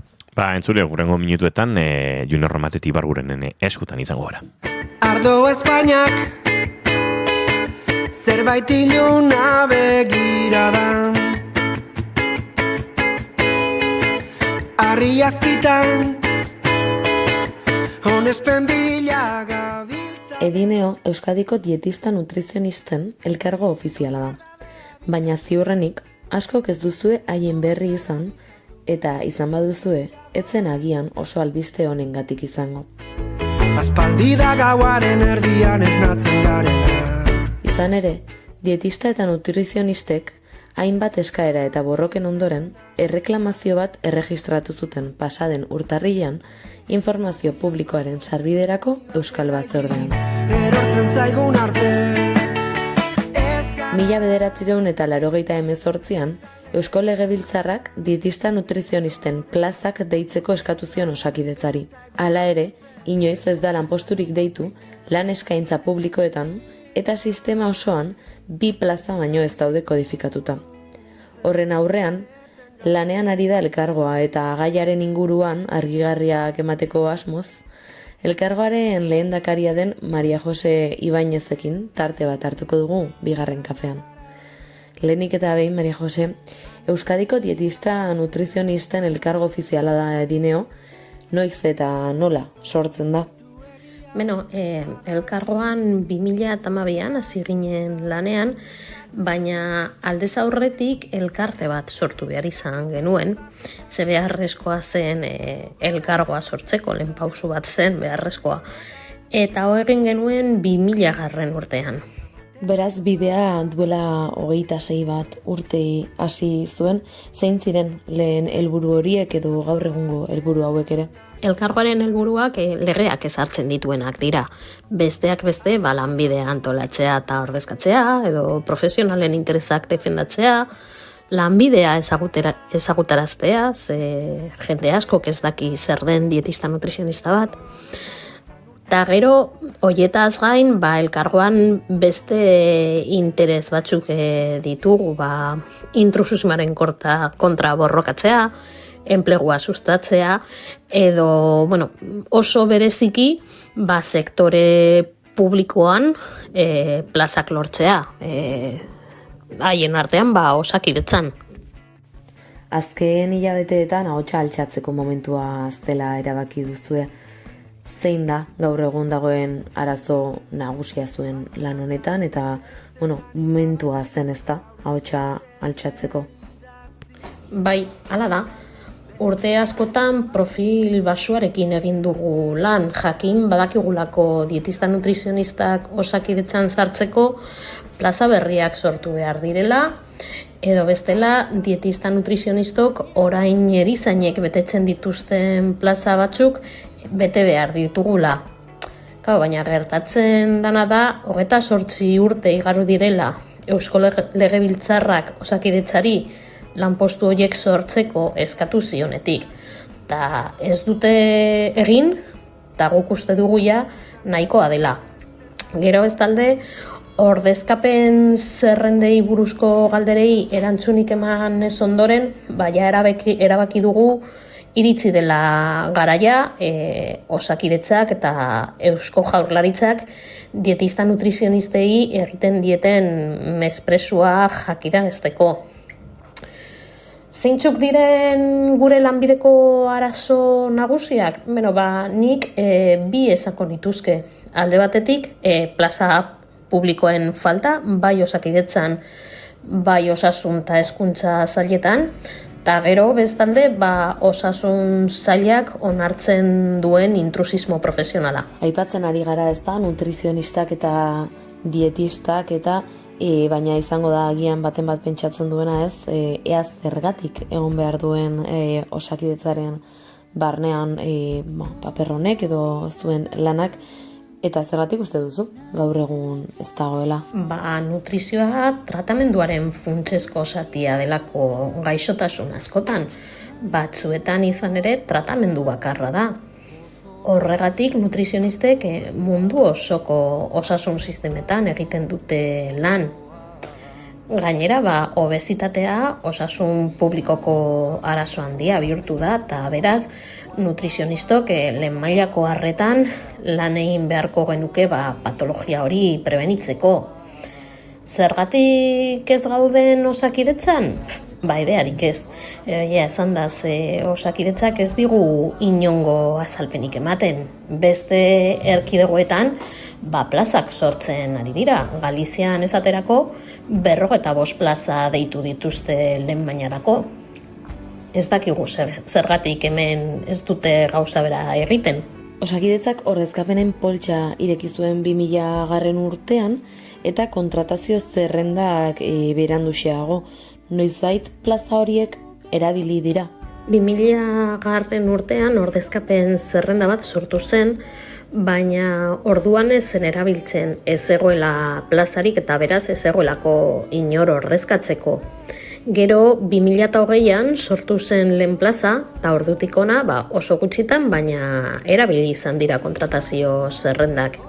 Gertetzen dena da, inolako abizurik eta jakinarazpenik gabe, zerrenda bat ireki zuten 2024aren amaieran, eta gero 2025ko apirila inguruan edo, itxitu zuten berriro abizurik gabe.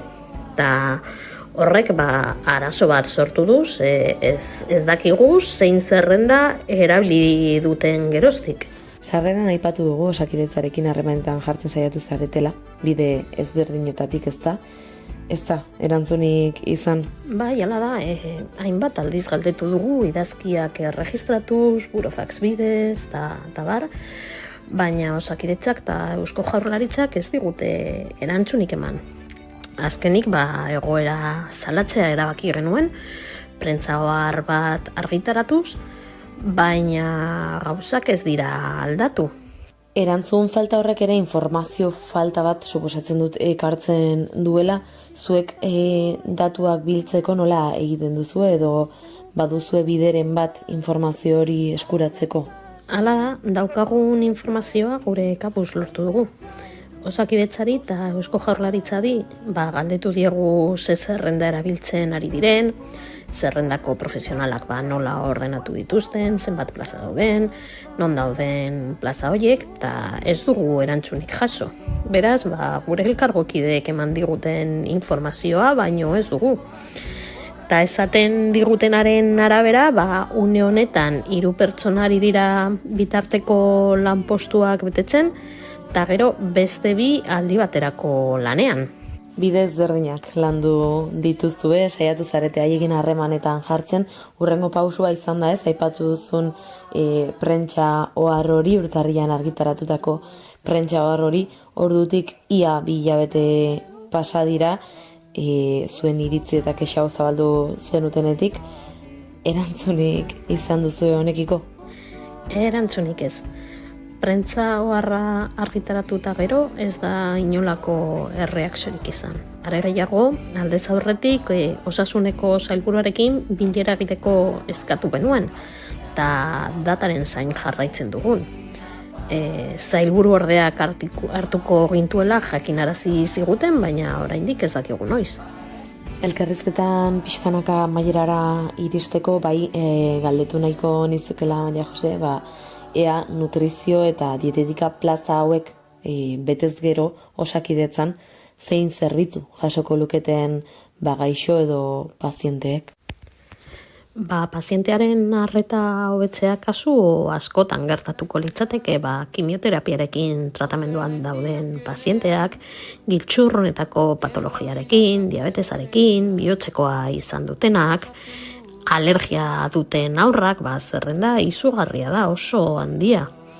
Eta gero hau, lehen mailako arretatik gaixotasunen prebentzioaz ez hitz egiteagatik. Eta gero bestalde, oso garrantzitsua da adieraztea, arreta horrek pazientearen bizi kalitatea hobetzeaz gain, aurrezpen ekonomiko handia dakarrela. Bueno, nik uste dut nahiko argi ez, gelditu dela badagoela hor behar bat, utxune bat eta erantzun falta bat, azkeneko galdera moduan, galdetu nahiko nizuke pixka bat, guk edo entzulek nola lagundu dezaketen hontan edo zer egin dezaketen beren aldetxoa jartzeko. Entzulei eskaera bat egitea gustatuko litzaidake.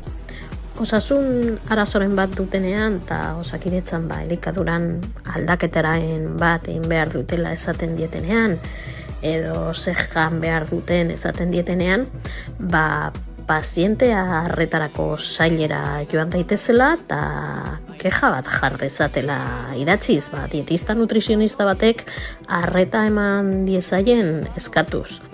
Eta gero, bestalde, kontsulta pribatu batera joaten direnean, arreta hori eman dien pertsonak edo profesionalak titulazio egokia duela ziurta dezatela, hau da, nutrizioko diplomatura edo unibertsitate gradua. Eskerrik asko, hau guztia azaltzeagatik, nahiko argi esango nuke gelditu dela, naiz eta zuek informazio gutxi izan, zuek duzu informazio hori gurekin banatzea eskertzen dizuegu eta ea laister erantzunen bat jasotzen duzuen.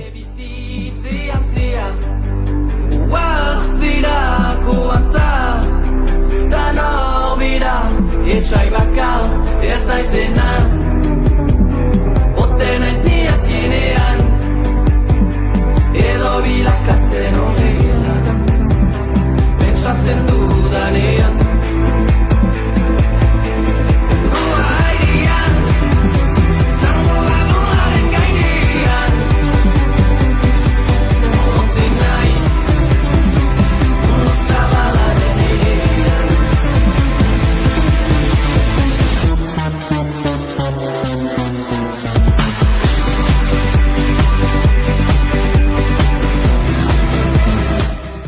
Entzuleo goizeko mekak eta 48 minutu dira dietista nutrizionisten elkargo ofizialeko kidearekin aritu garazianeko minutuetan eta hain zuzen ere ulertzen saiatzen euren aldarrikapenak eta euren beharrak nondik nora eta eurenak bezain gure ere badiren aldarrikapen eta behar horiek, baina gai txolina hauetan, inozo hauetan, ez dakit eskasa hauetan ere, murgildu behar dugu azken minutu hauetan.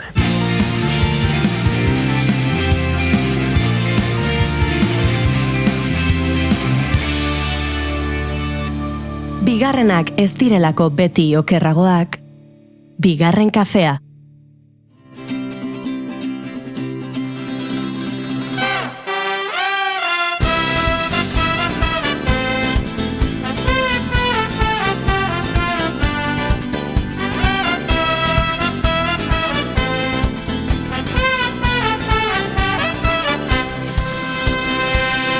Koloretako ametsak ez nanagoenean, eta ezin loak hartu gaua iristen denean, saltoka hasita egan egiteko gogoa, nire bihotza taupaka ailetzera doa. Kontatu dizuegu gaur patata tortillaren mundu eguna dela, eta guk ez da bai dasko dauzkagula honen inguruan egiteko, ze patata tortillaren inguruan ez da bakarrik tipula baiala ez, da piperrik baiala ez,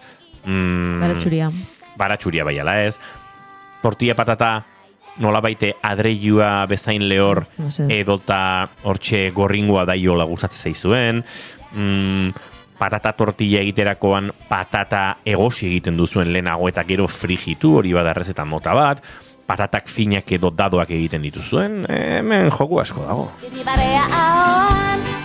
Venga, galdera ronda azkar bat egingo dut, ezker eskubi hariko gara, Xabi Arrieta lehen gurekin izan zara gaur?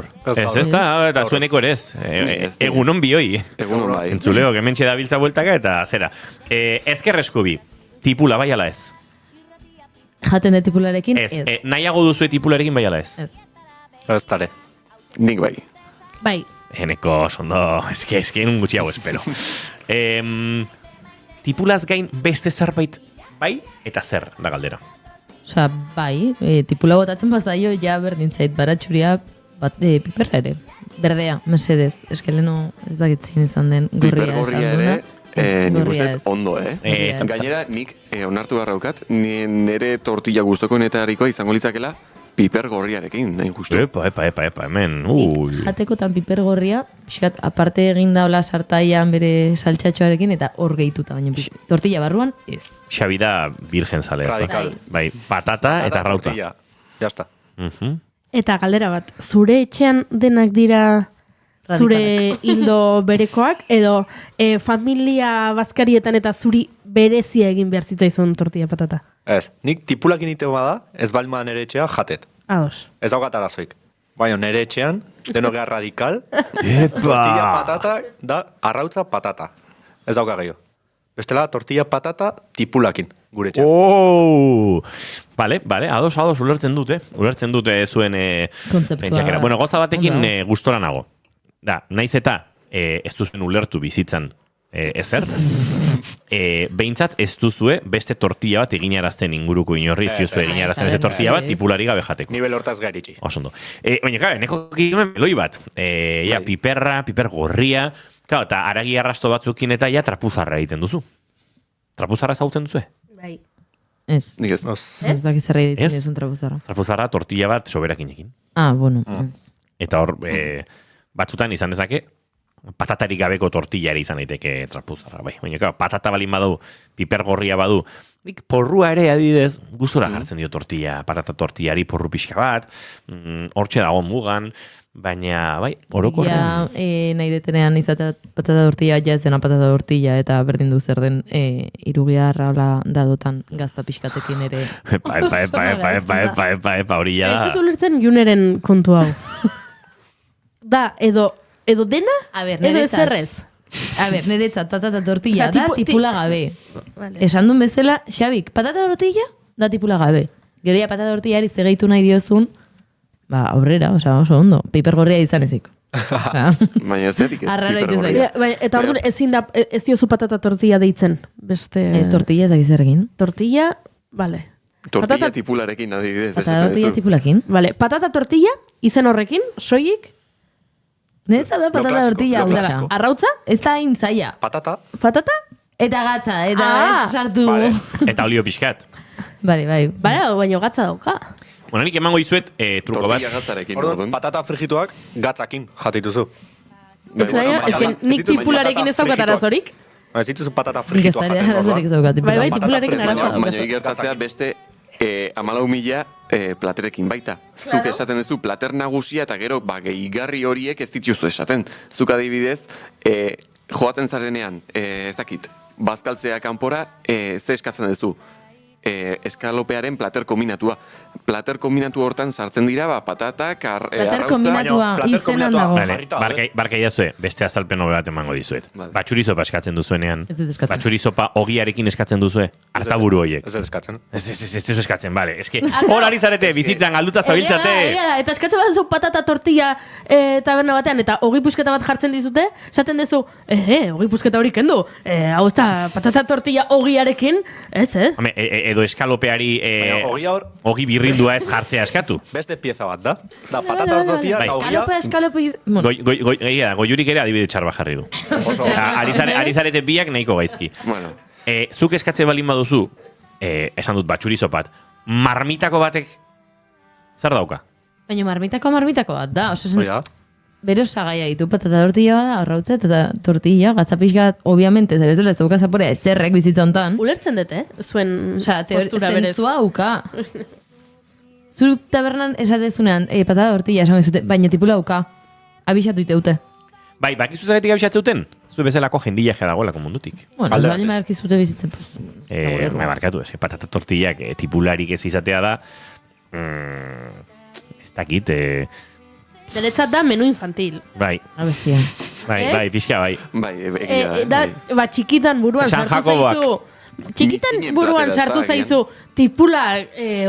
Tipulak ez dakit zer aldatuko duela zure platerra, eta orduan esaten duzu, tipulari gabe. Pixkat hori da. Bueno.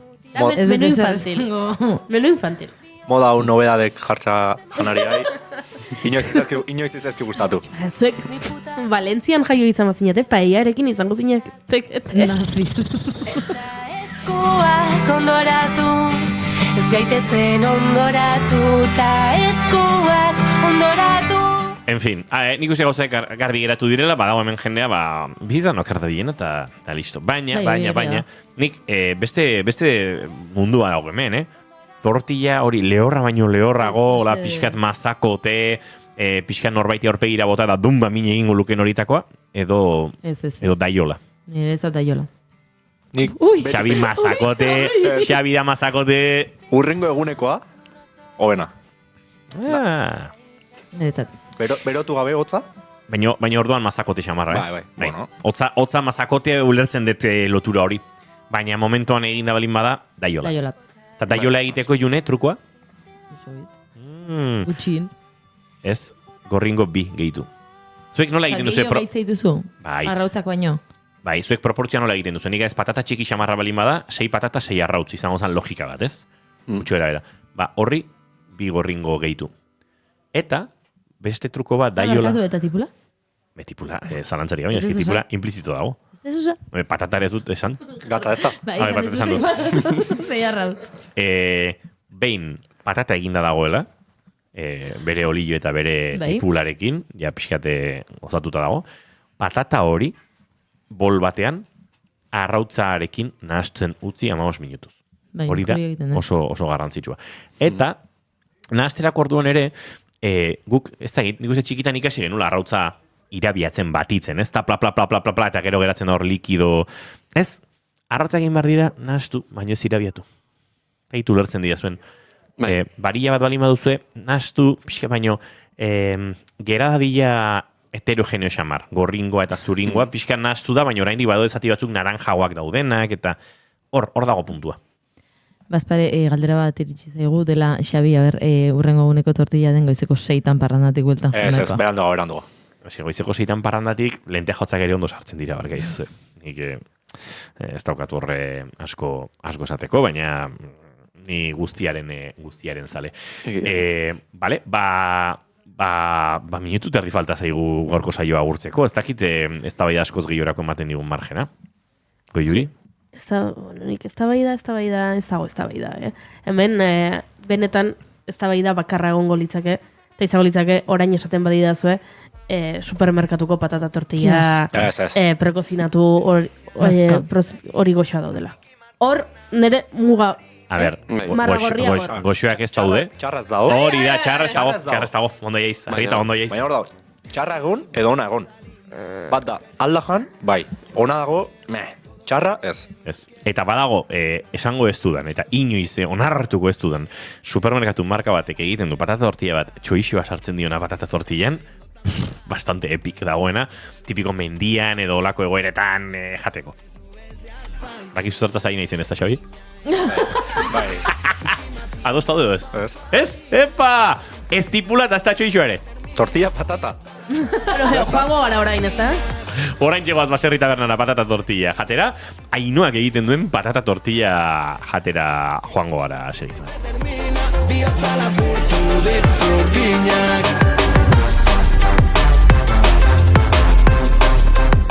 Entzuleo gubagoaz, guardiko amabiak bueltan ditugu, munduko, patata tortillaren mundu egun hau zoriontxo izan dadia zuen bizitetan, eta goza ezazuela. Gubagoaz, June, Xabi, Eneko, Goiuri, agur. Agur. Ni entero ni medio, siguiendo el camino, pero no es... Bihar arte, entzuleok zaindu. Siempre hay gente que se pierde, remontando el río arriba, contracorriente, y me duele verte, pero eso no mata, porque el dolor tira del corazón pa' que lata. Beguía quichita, no sé si me quieres, quiero que me quieras, pero de mí no...